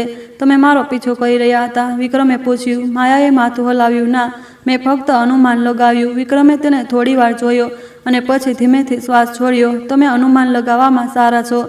માયાએ જવાબ ન આપ્યો. બસ નજીક આવી. શું તમે તે વ્યક્તિને મળ્યા? તેણીએ પૂછ્યું. વિક્રમે માથું હલાવ્યું. તો શું તમને વિશ્વાસ થયો? વિક્રમ થોડી સેકન્ડ માટે શાંત રહ્યો. મને હજી ખબર નથી. માયાએ નિરાશા ન બતાવી. તેણે ફક્ત તેને એવી રીતે જોયો જાણે તે આ જવાબ માટે તૈયાર હતી. હું હવે તે વ્યક્તિનું નામ કહી શકું છું, વિક્રમે કહ્યું. મારી પાસે સાંભળવા માટે પૂરતું કારણ છે. માયાએ તરત જવાબ ન આપ્યો. તેણે જમીન તરફ જોયું અને પછી તેની તરફ જોયું. સમીર ગુપ્તા, તેણીએ કહ્યું. તે નામ શાંત જગ્યામાં સ્પષ્ટ અને અચૂક રીતે ગુંજી ઉઠ્યું. વિક્રમે તરત પ્રતિક્રિયા ન આપી. તે બસ ત્યાં ઊભો રહ્યો. તેની આંખો તેની સામેના નાના ચહેરા પર અટકી ગઈ. તેનો એક ભાગ આ પહેલેથી જાણતો હતો, પરંતુ તે કહેવાતા તેને એવું લાગ્યું કે તેના અંદર કંઈક તૂટી ગયું હોય. તમને ખાતરી છે? તેણે પૂછ્યું. હવા સામાન્ય કરતાં વધુ ભારે. માયાએ માથું હલાવ્યું. મને સારી રીતે યાદ છે. વિક્રમ ફર્યો અને અંધારી ગલી તરફ જોવા લાગ્યો. તેમાં મગજમાં જૂની તસવીરો ઝબકી ગઈ. જ્યારે તેણે અને સમીરે શૂન્યમાંથી શરૂઆત કરી હતી. મોડી રાત સુધી કામ કરતી સાંજોમાં મુશ્કેલ સમય જ્યારે સમીર હંમેશા સાથે હતો. તે મિત્રતા એવી નહોતી જેને કેટલાક વાક્યોથી પૂછી શકાય. શું તમે જાણો છો કે તે વ્યક્તિ મારા માટે કોણ છે? વિક્રમે પૂછ્યું. ફર્યા વિના. માયા થોડી વાર શાંત રહી. હું અનુમાન લગાવી શકું છું. વિક્રમ ધીમેથી હસ્યો, પણ તેમાં કોઈ ખુશી નહોતી. તો પણ તમે કહ્યું. માયા એક ડગલું આગળ વધી. કારણ કે મારી પાસે કહેવા માટે બીજું કોઈ નહોતું. તે જવાબ વિક્રમને તેની તરફ ફરવા મજબૂર કર્યો. તમને લાગે છે કે હું મારા મિત્ર કરતાં એક બાળક પર વિશ્વાસ કરીશ? તેણે પૂછ્યું. માયા પાછળ ન હટી. તમારે મારા પર વિશ્વાસ કરવાની જરૂર નથી. તમારે ફક્ત જાતે જોવાની જરૂર છે. વિક્રમે તેને થોડી વાર જોયો અને પછી પૂછ્યું. તમને આટલું બધું કેવી રીતે ખબર છે? માત્ર તે જ નહીં જે તમે જોયું, પણ યુએસબીમાં જે કંઈ પણ છે. તે માયાએ તરત જવાબ ન આપ્યો. પહેલીવાર તેની આંખોમાં થોડી ખચકાહટ હતી. મેં કહ્યું હતું, તેણીએ ધીમે ધીમે કહ્યું. મારી મમ્મીએ મને આપ્યું હતું. વિક્રમ વધુ નજીક આવ્યો. તમારી મમ્મી કોણ છે? માયાએ તેની તરફ જોયું. આંખો હવે નહોતી ઝબકી રહી. અંજલિ, તેણીએ કહ્યું. સમય જાણે થંભી ગયો. વિક્રમે કંઈ ન કહ્યું. તે બસ ત્યાં ઊભો રહ્યો. તે છોકરી તરફ જોતો રહ્યો, જાણે કોઈ એવો સંકેત શોધી રહ્યો હોય જેનાથી તે જે સાંભળ્યું છે તેને નકારી શકે. તમે શું કહ્યું? તેણે લગભગ ધીમા અવાજે ફરી પૂછ્યું. અંજલિ મારી મમ્મી છે. માયાએ પુનરાવર્તન કર્યું. વિક્રમ એક ડગલું પાછળ હટ્યો. આ ન હોઈ શકે. માયાએ કોઈ તીખી પ્રતિક્રિયા ન આપી. તે બસ ત્યાં ઊભી રહી, જાણે તે આ પ્રતિક્રિયા માટે તૈયાર હતી. મને ખબર હતી કે તમે આવું કહેશો, તેણીએ કહ્યું, પણ આ સત્ય છે. વિક્રમે માથું હલાવ્યું. શાંત રહેવાનો પ્રયત્ન કર્યો હતો. અંજલિને બાળકો નહોતા થઈ શકતા. તે અટકી ગયો. આગળ ન બોલ્યો. માયાએ એની તરફ જોયું. તેની આંખો થોડી નરમ હતી. આ તે સમયની વાત છે જ્યારે તમે મમ્મીને જાણતા હતા? વિક્રમે તેને સમજ્યા વિના જોયો. મમ્મીને મારાથી પહેલા બાળક થયું હતું, માયાએ કહ્યું. ત્યારે મમ્મી ખૂબ નાની હતી. તેમણે કોઈને ન કહ્યું. તમને પણ નહીં. વિક્રમ ચૂપ રહ્યો. યાદોના વેરવિખેર ટુકડા જોડાવા લાગ્યા. જ્યારે અંજલિ દૂરના પરિવારનો ઉલ્લેખ કરતી હતી, વીકેન્ડ જ્યારે તે એકલી જતી હતી, જ્યારે તે કંઈક કહેવા માંગતી હતી અને પછી અટકી જતી હતી. તો તમે ક્યાં રહેતા હતા? વિક્રમે પૂછ્યું. નાની સાથે, માયાએ જવાબ આપ્યો. થાણેમાં. મમ્મી ક્યારેક મળવા આવતી હતી. વિક્રમે પોતાની આંખો બંધ કરી લીધી. તેના હૃદયમાં એક ભારે અહેસાસ ઉઠી રહ્યો હતો. તમારી મમ્મીના મૃત્યુ પછી, તેણે ધીમે ધીમે કહ્યું. માયાએ વાત પૂરી કરી. મારી નાની પણ વધારે દિવસ ન રહી. તે પછી એક મૌન. અને તમે? વિક્રમે વાક્ય પૂરું ન કર્યું. હું એકલી રહેતી હતી, માયાએ કહ્યું. તેના અવાજમાં કોઈ ફરિયાદ નહોતી, બસ એક સાદો તથ્ય હતો. વિક્રમે તેની તરફ જોયું. પહેલીવાર ખરેખર ધ્યાનથી જોયો. એક સાક્ષી તરીકે નહીં, માહિતી લાવનાર તરીકે નહીં, પણ એક બાળક તરીકે. એક બાળક જેણે એવી વસ્તુઓનો અનુભવ કર્યો હતો જે કોઈએ ન કરવો જોઈએ. તો તમારી મમ્મીએ મને કેમ ન જણાવ્યું? વિક્રમે પૂછ્યું. અવાજ ઊંડો થઈ ગયો. માયાએ થોડું માથું ઝુકાવ્યું. મમ્મી કહેતી હતી કે તમારી પાસે પહેલેથી જ ઘણી બધી ચિંતાઓ હતી અને તે વસ્તુઓને વધુ જટિલ બનાવવા માંગતી નહોતી. વિક્રમ ધીમેથી હસ્યો, પણ આ વખતે તે એક પીડાદાયક હાસ્ય હતું. જટિલ, તેણે પુનરાવર્તન કર્યું. તેણે રાતના આકાશ તરફ જોયું અને પછી માયા તરફ જોયું. તમારી પાસે કોઈ પુરાવો છે? તેણે પૂછ્યું. માયાએ તરત જવાબ ન આપ્યો. તેણે પોતાને ખિસ્સામાં હાથ નાખ્યો. એક નાની થોડી જૂની તસવીર કાઢી. તેણે વિક્રમને આપી. તસવીરમાં એક મહિલા, અંજલિ, એક નાની છોકરીની બાજુમાં બેઠી હતી. તે લગભગ 4 થી 5 વર્ષની હતી. બંને ખૂબ સ્વાભાવિક રીતે હસી રહ્યા હતા. કેમેરા સામેનું હાસ્ય નહીં, પણ એક સાચો ક્ષણ. વિક્રમે તસવીર જોઈ. તેનો હાથ સહેજ કાંપી ગયો. તેણે તે સ્મિતને ઓળખ્યું. તે સ્મિત જે તેણે 2 વર્ષથી નહોતું જોયું. આ ક્યારની છે? તેણે પૂછ્યું. ઘણા સમય પહેલાંની, માયાએ જવાબ આપ્યો. જ્યારે હું નાની હતી વિક્રમે કંઈ વધુ ન કહ્યું. તેણે બસ તસવીરને જોઈ અને પછી માયા તરફ જોયું. તેના અંદર કંઈક બદલાવા લાગ્યું. હવે માત્ર શંકા નહીં, માત્ર સત્યની શોધ નહીં, પણ તે વસ્તુઓનો સામનો કરવો જે તેણે ગુમાવી દીધી હતી. તમે મારી પાસેથી શું ઈચ્છો છો? તેણે પૂછ્યું, અવાજ ધીમો પણ હવે ઠંડો નહીં. માયાએ તેની તરફ જોયું. હું ઈચ્છું છું કે મારી મમ્મીને ન્યાય મળે, તેણીએ કહ્યું. વિક્રમે ધીમેથી માથું હલાવ્યું અને માયા થોડી ખચકાઈ. મારે હવે છુપાવવું નથી. વિક્રમે તેની તરફ જોયું. પહેલીવાર કોઈ અંતર નહોતું. તેણે એક ઊંડો શ્વાસ લીધો અને પછી કહ્યું, ઠીક છે. એક સાદો શબ્દ જે બધું બદલવા માટે પૂરતો હતો. અમે આ મામલાને સ્પષ્ટ કરીશું, તેણે કહ્યું, પણ આ વખતે સાચી રીતે. માયાએ કંઈ ન કહ્યું. તેણે બસ માથું હલાવ્યું. ગલીની ઝાંખી લાઇટમાં બે લોકો, એક માણસ જેણે બધું ગુમાવી દીધું હતું અને એક બાળક જેની પાસે ગુમાવવા માટે કંઈ નહોતું, એકબીજા સામે ઊભા હતા અને તે ક્ષણથી તેઓ હવે બે અજાણ્યા નહોતા. તે રાત્રે વિક્રમ માયાને તરત ઘરે ન લઈ ગયો. તેણે ના ન કહ્યું, પરંતુ તેના મગજમાં એક ખૂબ સ્પષ્ટ ધારણા બની ગઈ હતી. આ ક્ષણની તેમને દરેક હિલચાલ પર નજર રાખી શકાય છે.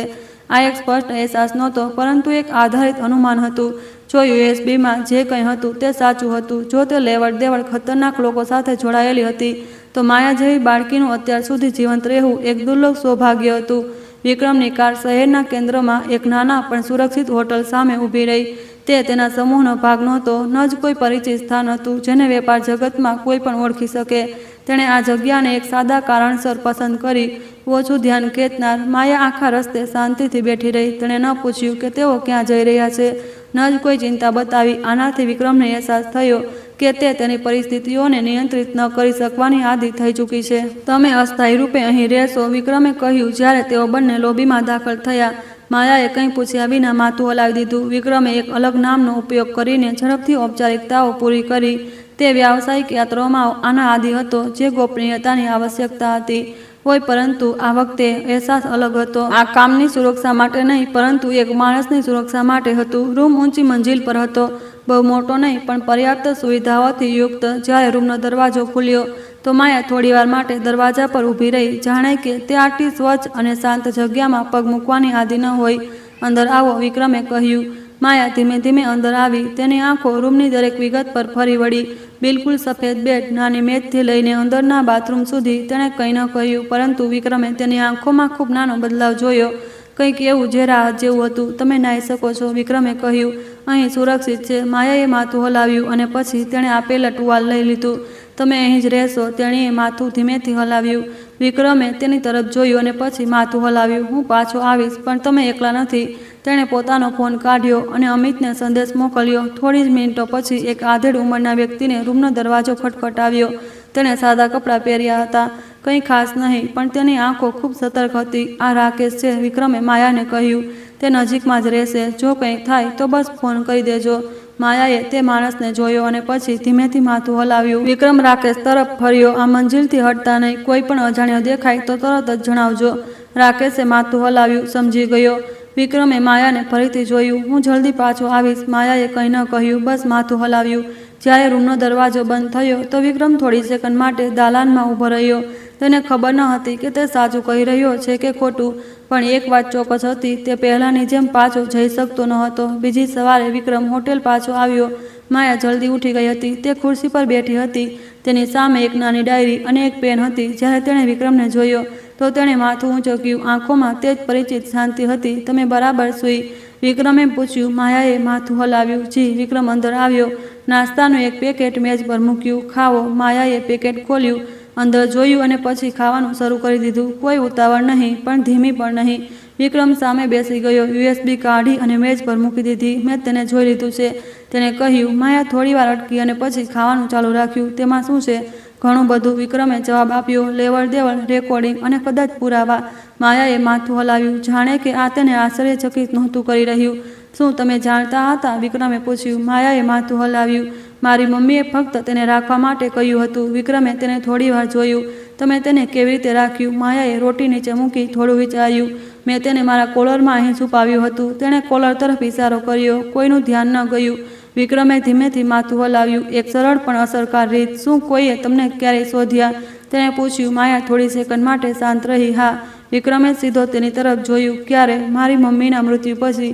માયાએ જવાબ આપ્યો, કોઈએ મારા વિશે પૂછ્યું. મને નથી ખબર કે તેઓ કોણ હતા, પણ તેઓ જાણતા હતા કે હું નજીકમાં હતી. વિક્રમે પોતાની પીઠમાં એક ઠંડી લહેર અનુભવી.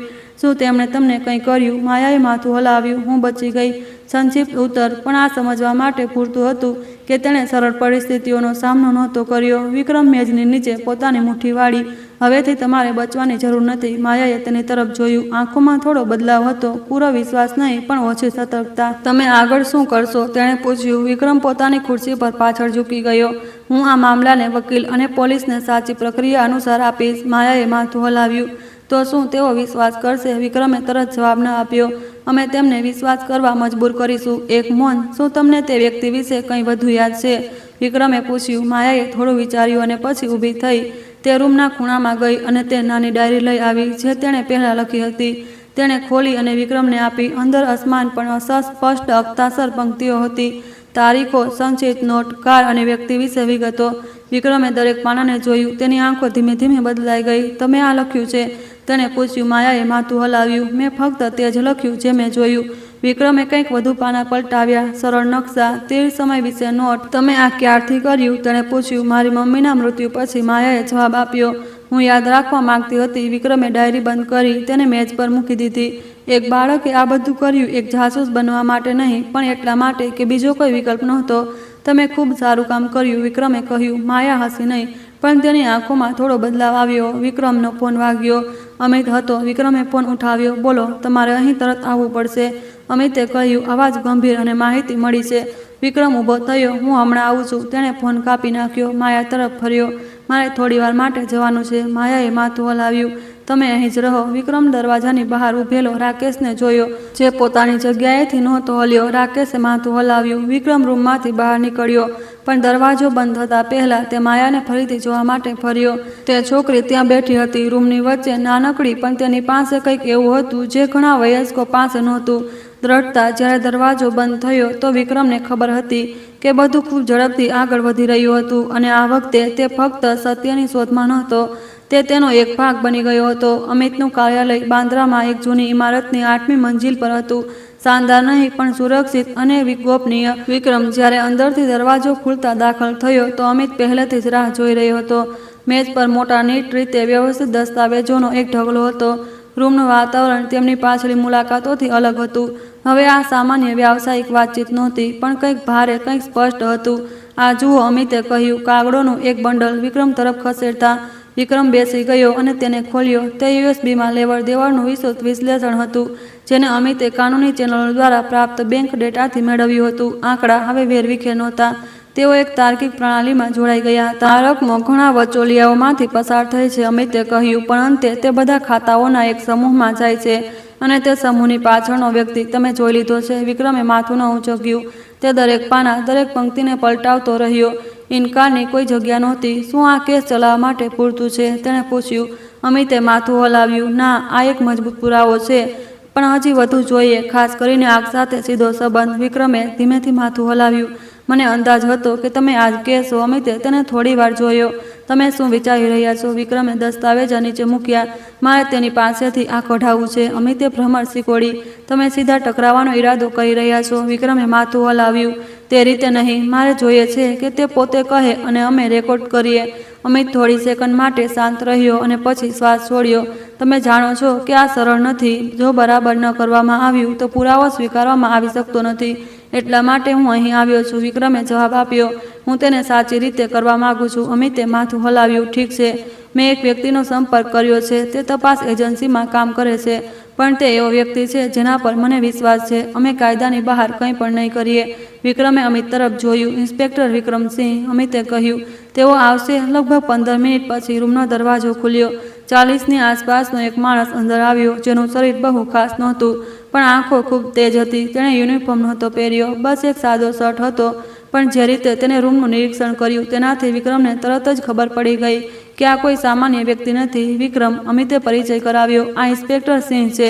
સિંહે માથું હલાવ્યું. વિક્રમ સાથે હાથ મિલાવ્યો. મેં સંક્ષેપમાં સાંભળ્યું છે.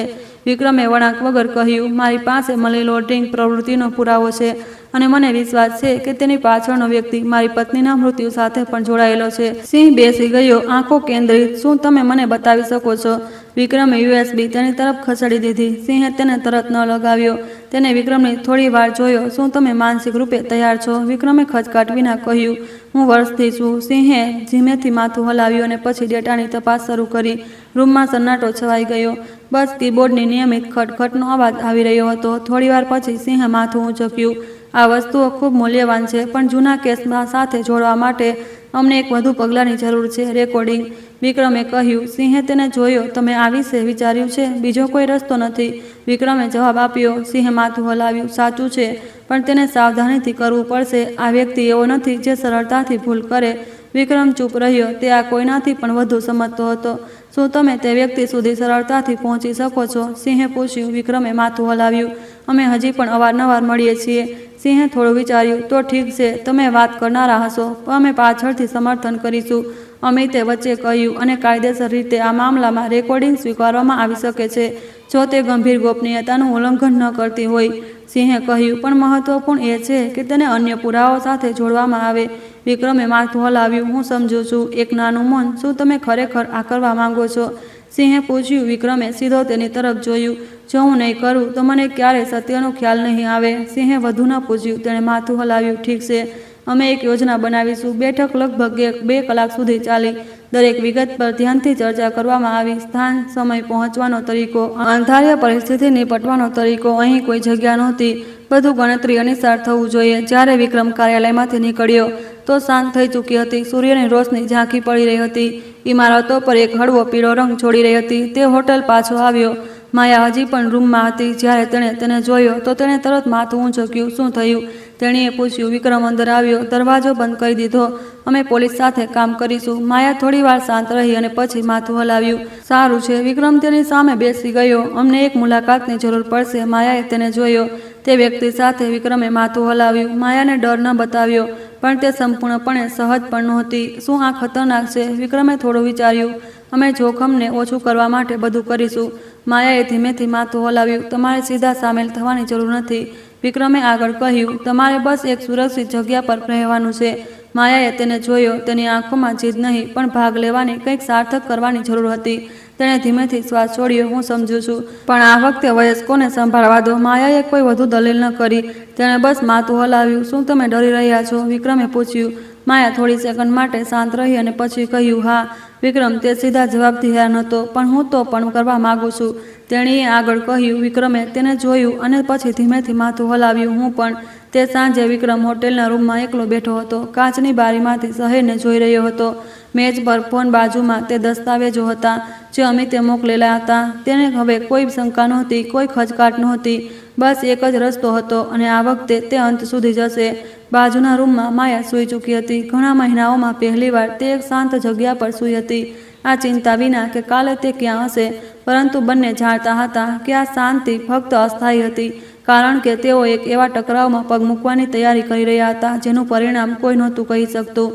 મુલાકાતના દિવસની સવાર સામાન્ય કરતાં વધુ શાંત હતી, પણ આજ શાંતિ વધુ ભારે બનાવી રહી હતી. વિક્રમ જલ્દી ઉઠ્યો. સારી ઊંઘના કારણે નહીં, પણ એટલા માટે કે તે લગભગ સૂતો જ નહોતો. છેલ્લા 2 દિવસમાં જે તૈયારી કરવામાં આવી હતી તે તેના મગજમાં સતત ચાલી રહી હતી. એક એક પગલું, એક એક નાની વિગત. આ એક સામાન્ય મુલાકાત નહોતી, પણ એક જુગાર હતો. જો ખોટું થયું તો તે બધું ગુમાવી શકે છે. માત્ર સત્ય જ નહીં, પણ માયા અને પોતાની સુરક્ષા પણ. તે અરીસાની સામે ઊભો રહ્યો, પોતાના કોલર ઠીક કર્યો. અરીસામાં જે માણસ હતો તે હજી પણ વિક્રમ રાઠોડ હતો. એક સફળ ઉદ્યોગપતિ, શાંત, દરેક પરિસ્થિતિ પર સારું નિયંત્રણ રાખનાર. પણ અંદરથી તે જાણતો હતો કે તે કોઈ એવી વસ્તુમાં પગ મૂકી રહ્યો હતો જેનો તને ક્યારેય અનુભવ નહોતો કર્યો. ફોન ધીમેથી વાગ્યો. અમિત હતો. બધું તૈયાર છે, અમિતે કહ્યું. ઇન્સ્પેક્ટર સિંહ અને ટીમ પોતાની જગ્યા પર છે. વિક્રમે માથું હલાવ્યું. જો કે તે જાણતો હતો કે અમિત જોઈ શકતો નથી. હું સમયસર પહોંચી જઈશ. તેણે ફોન કાપી નાખ્યો.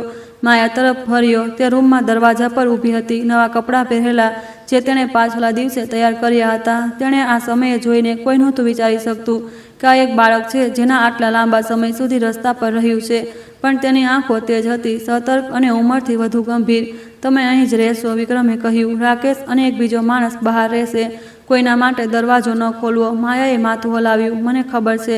વિક્રમ વધુ નજીક આવ્યો. જો કંઈ થાય તો મને તરત ફોન કરવો. માયાએ તેને જોયો. તમે પણ. વિક્રમે ધીમેથી માથું હલાવ્યું અને પછી ફરી ગયો. જે ઇમારતમાં મુલાકાત થવાની હતી તે કેન્દ્રમાં એક મોટી સડક પર હતી. એક આધુનિક કાર્યાલય ભવન જ્યાં દરરોજ મહત્વપૂર્ણ બેઠકો થતી હતી અને કોઈ ધ્યાન નહોતું આપતું. આ જ કારણ હતું કે તેમણે આ જગ્યાને પસંદ કરી હતી. બહુ ખાસ નહીં પણ પર્યાપ્ત ખાનગી. વિક્રમ થોડી મિનિટો પહેલાં પહોંચ્યો. તે સીધો નક્કી કરેલી મંજિલ પર ગયો. પહેલાંથી બુક કરેલા નાના બેઠક રૂમમાં દાખલ થયો. જગ્યા સ્વચ્છ હતી. કાચની મેજ, ચામડાની ખુરશીઓ અને શહેર તરફ જોતી એક મોટી બારી. તે બેસી ગયો. પોતાના ફોન મેજ પર મૂકી દીધો. રેકોર્ડિંગ ઉપકરણ તેમાં એકીકૃત હતું, જેને ઓળખવું લગભગ અશક્ય હતું. તેણે એક ધીમો શ્વાસ લીધો. દરવાજો ખુલ્યો. સમીર ગુપ્તા અંદર આવ્યો. તે જ પરિચિત અંદાજ, તે સ્મિત જે બીજાઓને સરળતાથી આશ્વાસન કરી દેતી હતી. જો વિક્રમ જે જાણતો હતો તે ન જાણતો તો તે કદાચ હજી પણ આ વ્યક્તિને પોતાની સૌથી નજીકના મિત્ર તરીકે જોતો. વિક્રમ, સમીરે કહ્યું ખુરશી ખેંચતા. આટલી જલ્દી ફરી મળી રહ્યા છીએ. શું કોઈ જરૂરી વાત છે? વિક્રમે તેને જોયો. પોતાનો અવાજ સામાન્ય રાખ્યો. કેટલીક વાતો સ્પષ્ટ કરવી છે. સમીરે થોડી ભ્રમર ઊંચી કરી. ગંભીર લાગી રહ્યું છે, વિક્રમે વળાંક વગર કહ્યું. અંજલિ વિશે. રૂમનું વાતાવરણ તરત બદલાઈ ગયું. સમીર હવે હસી નહોતો રહ્યો. તે પોતાની ખુરશી પર પાછળ ઝૂકી ગયો. તેની આંખો થોડી સંકોચાઈ ગઈ. તમે હજી સુધી તે વાતને ભૂલ્યા નથી? નહીં, વિક્રમે જવાબ આપ્યો. અને આ વખતે મારી પાસે કારણ છે. સમીરે તેને ધ્યાનથી જોયો. શું કારણ? વિક્રમે તરત જવાબ ન આપ્યો. તેણે દબાણ બનાવવા માટે પર્યાપ્ત મૌન છોડ્યું. કોઈએ જોયું છે? તેણે ધીમે ધીમે કહ્યું. તે રાત્રે. સમીરે તરત પ્રતિક્રિયા ન આપી. પણ વિક્રમે એક ખૂબ નાનો બદલાવ જોયો. એક સામાન્ય સી ધીમી પાંપણ ઝબકાવી.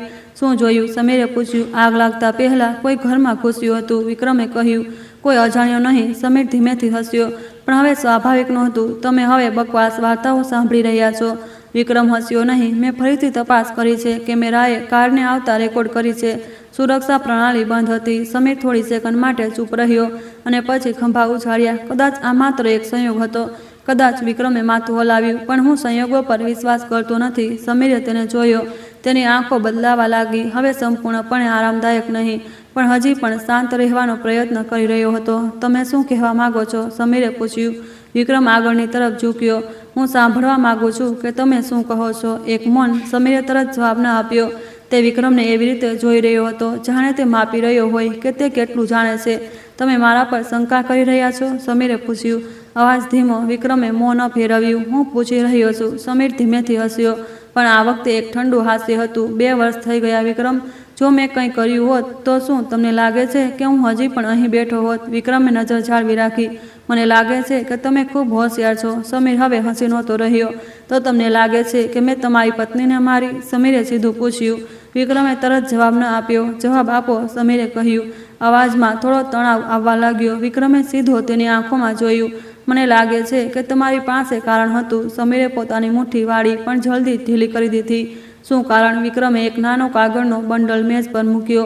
ડેટાનો એક ભાગ જે પ્રિન્ટ કરાવવામાં આવ્યો હતો. મની લોન્ડરિંગ, તેણે કહ્યું. સમીરે નીચે જોયું અને પછી ઉપર જોયું. તમે શું કહી રહ્યા છો? અંજલિને ખબર પડી ગઈ હતી. વિક્રમે ચાલુ રાખ્યું. તેને ખબર પડી ગઈ હતી. સમીર ચૂપ રહ્યો. એક લાંબુ મૌન. રૂમનું વાતાવરણ ભારે થઈ ગયું. તમે બહુ આગળ જઈ રહ્યા છો, સમીરે કહ્યું. પણ અવાજ હવે પહેલાંની જેમ નિશ્ચિત નહોતો.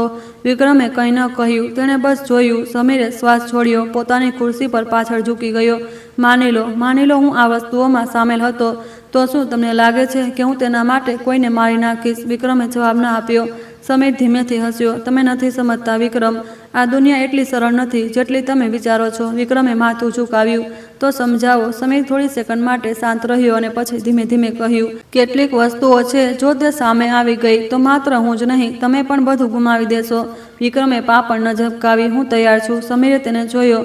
પહેલીવાર તેની આંખોમાં કંઈક સાચું દેખાયું. આત્મવિશ્વાસ નહીં, પણ એક ગણતરી. તમે નથી જાણતા કે તમે શું કહી રહ્યા છો, સમીરે કહ્યું. વિક્રમે જવાબ ન આપ્યો. સમીરે શ્વાસ છોડ્યો અને પછી અચાનક હસ્યો. પણ આ વખતે તે સ્મિત કંઈક નહોતું છુપાવી શકતું. ઠીક છે, તેણે કહ્યું. તમને સત્ય જોઈએ છે? વિક્રમે કંઈ ન કહ્યું, પણ તેની આંખો સમીરથી ન હટી. સમીર આગળની તરફ ઝૂક્યો. અવાજ ધીમો થઈ ગયો. હા, તેણે કહ્યું. મેં તે મામલાને નિપટાવી દીધો હતો. તેણે બહુ જ કંઈ ખબર પડી ગઈ હતી. સમીરે ચાલુ રાખ્યું. અને હું બધું એક વ્યક્તિ માટે બરબાદ નથી થવા દેવાનો હતો. વિક્રમે અનુભવ્યું કે તેનું દિલ જોરથી ધબકી રહ્યું છે, પણ તેને બહાર ન બતાવ્યું. તમે યોજના બનાવી હતી? તેણે પૂછ્યું. સમીરે ધીમેથી માથું હલાવ્યું. બધું એક દુર્ઘટનાની જેમ દેખાવું હતું.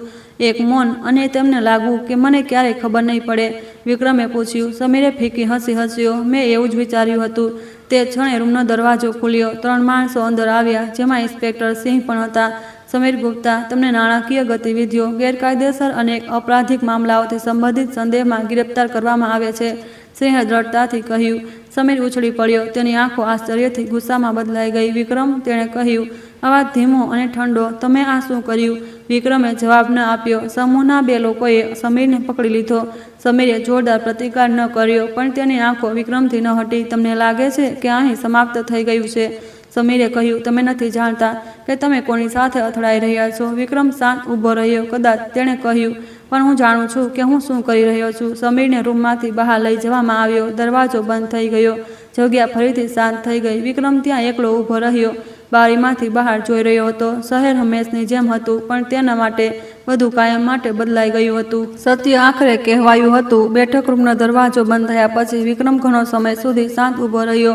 ગિરફ્તારીનો અવાજ જાણે હજી પણ અવકાશમાં ગુંજી રહ્યો હતો, પણ તેના મગજમાં એક વિચિત્ર ખાલીપો હતો. સંપૂર્ણપણે રાહત નહીં, ન જ તેવો દર્દ જેવો તેણે ક્યારેય વિચાર્યો હતો. તે એવું હતું જેમ એક વાવાઝોડું હમણાં જ પસાર થઈ ગયું હોય. બધું શાંત થઈ ગયું હોય, પણ જે વહી ગયું તે પાછું નહોતું આવી શકતું. સિંહે તેની તરફ ફરીને જોયું. તમે ઠીક છો? વિક્રમે ધીમેથી માથું હલાવ્યું. હું ઠીક છું. સિંહે વધુ ન પૂછ્યું. તે સમજી ગયો કે કેટલીક વસ્તુઓ આ સમયે કહી શકાતી નથી. અમે કામ ચાલુ રાખીશું, સિંહે કહ્યું. જે તમે પ્રદાન કર્યું છે તે ખૂબ મહત્વપૂર્ણ છે, પણ આ ફક્ત પહેલું પગલું છે. વિક્રમે માથું હલાવ્યું. હું સમજુ છું. તમારે આરામ કરવા માટે ઘરે જવું જોઈએ, સિંહે આગળ કહ્યું. બાકી અમે સંભાળી લઈશું. વિક્રમે તરત જવાબ ન આપ્યો. તેણે એકવાર ફરી બારીમાંથી બહાર જોયું અને પછી ફર્યો. શું મારે કંઈ વધુ કરવાની જરૂર છે? ફિલહાલ નહીં, સિંહે જવાબ આપ્યો. પણ હોઈ શકે છે કે અમને પછીથી તમારી જરૂર પડે. વિક્રમે માથું હલાવ્યું અને પછી રૂમમાંથી નીકળી ગયો. બહારનો દાલાન હજી પણ રોશન હતો. લોકો સામાન્ય રીતે આવજા કરી રહ્યા હતા, જાણે કંઈ થયું જ ન હોય. આનાથી વિક્રમને એક સાદા સત્યનો અહેસાસ થયો. જીવન કોઈના માટે અટકતું નથી, પછી ભલે તે દુર્ઘટના હોય કે ન્યાય. તે લિફ્ટમાં ઘૂસ્યો. કાચ પર પોતાનો પડછાયો જોયો. તે ચહેરો વધારે નહોતો બદલાયો, પણ આંખો અલગ હતી. કોઈ અસ્પષ્ટતા નહીં, કોઈ અનુરિત પ્રશ્નો નહીં, પણ તે જૂઠી શાંતિ પણ નહોતી જેનો તે 2 વર્ષથી આદી હતો. જ્યારે લિફ્ટનો દરવાજો ખુલ્યો તો તે બહાર નીકળ્યો. એક ઊંડો શ્વાસ લીધો. શહેરની બપોરની હવામાં થોડી ધૂળ અને ગરમી હતી, પણ તેનાથી તેને કોઈ પણ વસ્તુથી વધુ વાસ્તવિક અનુભવ થયો. તેણે પોતાનો ફોન કાઢ્યો. અમિતનો એક સંદેશ. બધું ઠીક છે, વિક્રમે સંક્ષેપમાં જવાબ આપ્યો. થઈ ગયું. તેણે કોઈ વધુ સ્પષ્ટીકરણ ન આપ્યું. કોઈ જરૂર નહોતી. કાર તેને હોટલ પાછી લઈ ગઈ. જ્યારે રૂમનો દરવાજો ખુલ્યો તો માયા ખુરશી પર બેઠી હતી. નાની ડાયરી હજી પણ તેની સામે હતી. જ્યારે તેણે તેને જોયા તો તે માથું ઊંચક્યું. તમે પાછા આવી ગયા, તેણીએ કહ્યું. વિક્રમે માથું હલાવ્યું. દરવાજો બંધ કરી દીધો. તે થોડી સેકન્ડ માટે તેને જોતો રહ્યો. માયાએ તરત ન પૂછ્યું. તેણે બસ એવી રીતે જોયું જાણે તે તેના કહેવાની રાહ જોઈ રહી હોય. વિક્રમ નજીક આવ્યો. સામે બેસી ગયો. તે વ્યક્તિને ગિરફ્તાર કરી લેવામાં આવ્યો છે, તેણે કહ્યું. માયા ચૂપ રહી. એક લાંબુ મૌન. શું તે વ્યક્તિએ કહી દીધું? તેણીએ પૂછ્યું. અવાજ ધીમો. વિક્રમે માથું હલાવ્યું. હા. માયાએ કોઈ તીખી પ્રતિક્રિયા ન આપી. તેણે બસ મેચ તરફ નીચે જોયું.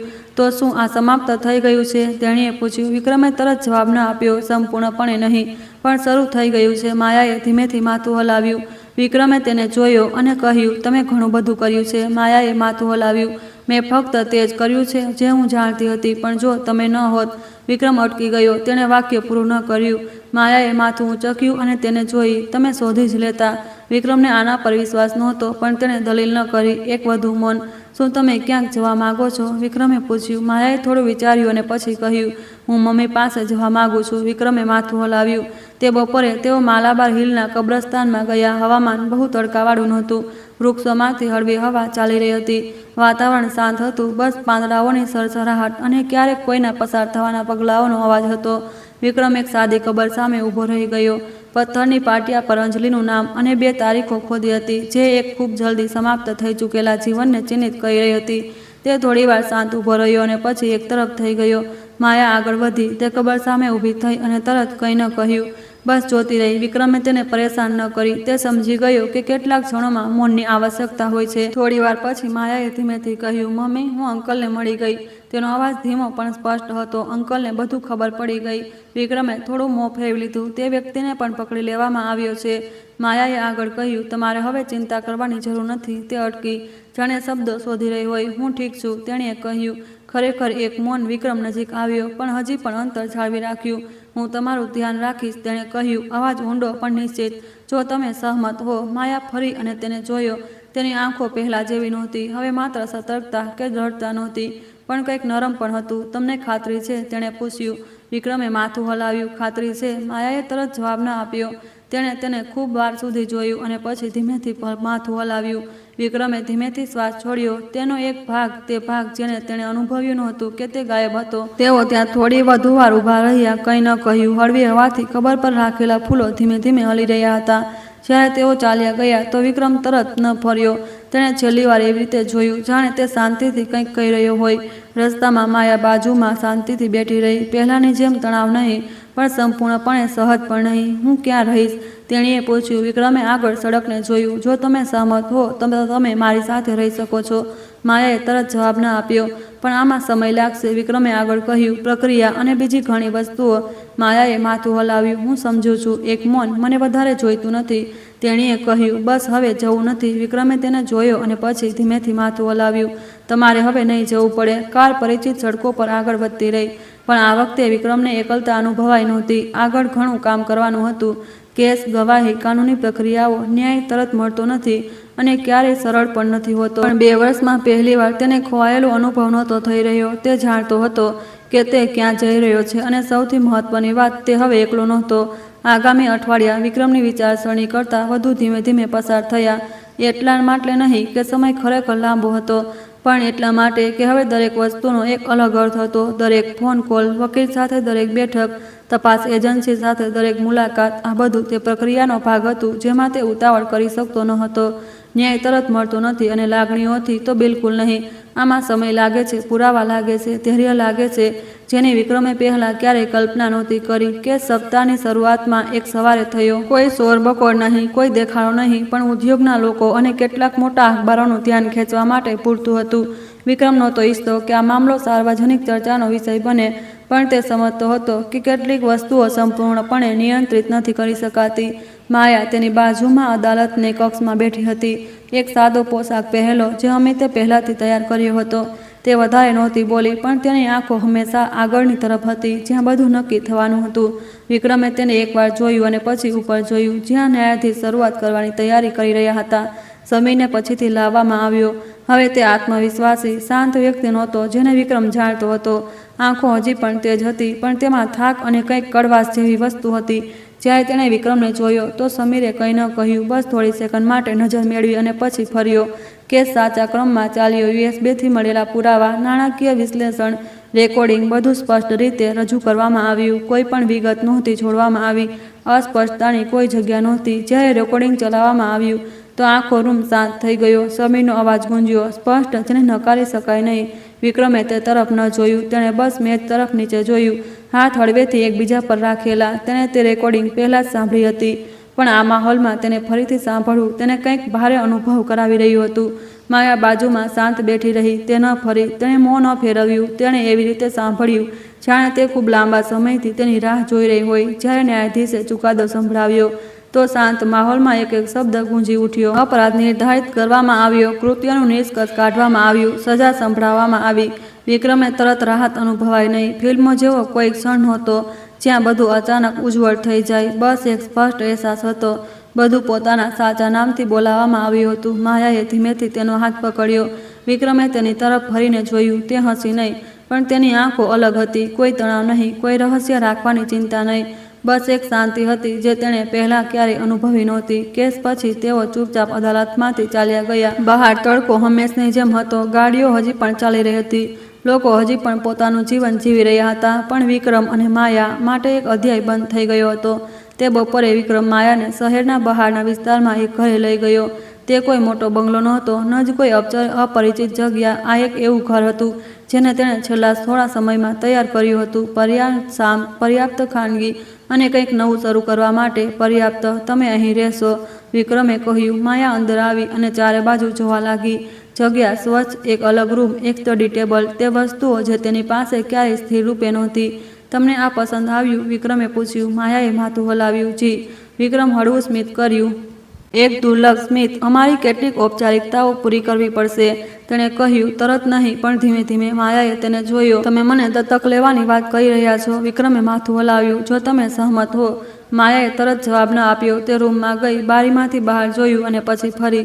મને નથી ખબર કે દીકરી કેવી રીતે બને છે, તેણીએ કહ્યું. વિક્રમ નજીક આવ્યો. મને પણ નથી ખબર કે હું સારો કરી શકીશ, તેણે કહ્યું. પણ હું પ્રયત્ન કરીશ. માયાએ તેને ખૂબ વાર સુધી જોયું. શું હું તમને પાપા કહી શકું છું? તેણીએ પૂછ્યું, અવાજ સામાન્ય કરતાં ધીમો. વિક્રમે તરત જવાબ ન આપ્યો. એક ક્ષણ વીતી અને પછી તેણે માથું હલાવ્યું. હા. માયા જોરથી ન હસી. તેણે કોઈ તીખી પ્રતિક્રિયા ન આપી, પણ તેની આંખો એક ખૂબ જ સ્પષ્ટ રીતે ચમકી ઉઠી. પાપા, તેણીએ કહ્યું, જાણે કંઈક નવું શીખી રહી હોય. વિક્રમે થોડું મોં ફેરવી લીધું. એક ઊંડો શ્વાસ લીધો. હં, તેણે જવાબ આપ્યો. આગામી દિવસોમાં જીવન ધીમે ધીમે સ્થિર થઈ ગયું. માયાએ સ્કૂલ જવાનું શરૂ કરી દીધું. શરૂઆતમાં તે વિચિત્ર અનુભવતી હતી, ઓછું બોલતી હતી, પણ ધીમે ધીમે ભળી ગઈ. વિક્રમે જોર ન આપ્યું, બસ માહોલ બનાવ્યો. તેણે તે વસ્તુઓ કરવાનું શીખ્યું જે તેણે ક્યારેય નહોતી વિચારી, અને તે કરશે. લાવવું, લઈ જવું, હોમવર્ક કરવું, નાની નાની વાતો સાંભળવી. દરેક સાંજે તેઓ સાથે જમતા. હવે પહેલાંની જેમ શાંત ભોજન નહીં, પણ અવાજો, સવાલો અને ક્યારેક હાસ્ય પણ થતું હતું. એક દિવસ માયા એક કાગળ લઈને આવી.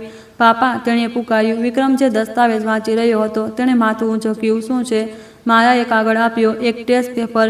વિક્રમે અંક જોયા. બિલકુલ નહીં, પણ પૂરતા સારા, બહુ સારા, તેણે કહ્યું. માયાએ કંઈ ન કહ્યું, બસ ત્યાં ઊભી રહી. શું થયું? વિક્રમે પૂછ્યું. માયાએ કાગળ તરફ ઇશારો કર્યો. નાનીના ઘરે જ્યારે મારા સારા નંબર આવતા હતા, તો તે તેને ફ્રીજ પર ચોંટાડી દેતી હતી. વિક્રમે તેને એક સેકન્ડ માટે જોયું અને પછી ઊભો થઈ ગયો. બીજા દિવસે ફ્રીજ પર એક નાના ચુંબકથી એક કાગળ ચોંટાડેલો હતો. માયાએ જોયું, કંઈ ન કહ્યું, પણ આ વખતે સ્મિત કોઈ પણ સમયથી વધુ સ્પષ્ટ હતું. એક બીજી સાંજ, જ્યારે વિક્રમ સૂવાની તૈયારી કરી રહ્યો હતો, માયાએ રૂમનો દરવાજો ખટખટાવ્યો. પાપા, તેને પુકાર્યું. હા, વિક્રમે જવાબ આપ્યો. માયા દરવાજા પર ઊભી, થોડું વિચારતી રહી અને પછી કહ્યું, મને લાગે છે મમ્મી ખુશ હશે. વિક્રમ ચૂપ રહ્યો. મને પણ એવું જ લાગે છે, તેણે કહ્યું. માયાએ માથું હલાવ્યું અને પછી ફરી ગઈ. વિક્રમ ત્યાં થોડીવાર ઊભો રહ્યો. તે બાલ્કનીમાં ગયો. રાત્રે શહેરને જોયું. બધું પહેલાં જેવું હતું. રોશની, કારોની કતારો, પરિચિત અવાજો, પણ તેના અંદર કંઈક બદલાઈ ગયું હતું. તે હવે માત્ર ભૂતકાળ સાથે નહોતો જીવી રહ્યો.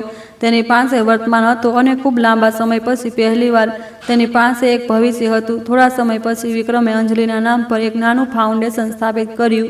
પ્રસિદ્ધિ મેળવવા માટે નહીં, પણ કંઈક સાર્થક કરવા માટે. માયાએ આ વિચાર સૂચવ્યો હતો. મારા જેવા ઘણા બાળકો છે, તેણીએ કહ્યું હતું, પણ દરેકને મદદ કરનાર નથી મળતો. વિક્રમે માથું હલાવ્યું. તો અમે મદદ કરીશું, તેણે કહ્યું. પોતાની પહેલી મુલાકાતના એક વર્ષ પછી વિક્રમ અને માયા તે જ જૂના રેસ્ટોરન્ટમાં પાછા આવ્યા. તે જ મેજ, પણ આ વખતે કોઈ ખામોશી નહોતી. પાપા, માયાએ કહ્યું, આજે હું ઓર્ડર આપીશ. વિક્રમ હસ્યો. ઠીક છે. માયાએ મેન્યુ પકડ્યો અને કોઈ પણ બીજા બાળકની જેમ સ્વાભાવિક રીતે વાત કરવા લાગી. વિક્રમે તેને જોયું અને પછી કાચની બારીમાંથી બહાર જોયું. જીવન આગળ વધી રહ્યું હતું, પણ આ વખતે તે બહાર ઊભો દર્શક નહોતો. તેણે તે વસ્તુ ફરીથી પાછી મેળવી લીધી હતી જેને તે ખોઈ ચૂક્યો માનતો હતો. પરિવાર અને આગળ વધવાનું એક કારણ. જોવા માટે તમારો સમય આપવા બદલ આભાર. અમને જણાવો કે તમે આ વાર્તા ભારતથી કે ક્યાંય અન્યથી સાંભળી રહ્યા છો, અને નીચે કમેન્ટ કરી દો. દરેક લાઇક, શેર અને સૂચન અમને આગલા વિડીયો અપલોડ કરવા અને વધુ સારા બનાવવા માટે પ્રેરણા આપે છે. આગલા વિડીયોમાં ફરી મળીશું. દોસ્તો, આપ સૌ ક્યાંથી અમારી આ વાર્તા સાંભળી રહ્યા છો, કમેન્ટમાં જરૂર જણાવજો. તમને આ વાર્તા કેવી લાગી, અમને તમારો અભિપ્રાય જરૂર આપો. હું ઈશ્વરને પ્રાર્થના કરું છું કે તમે અને તમારો પરિવાર જ્યાં પણ રહો, સુરક્ષિત રહો અને સ્વસ્થ રહો. ધન્યવાદ.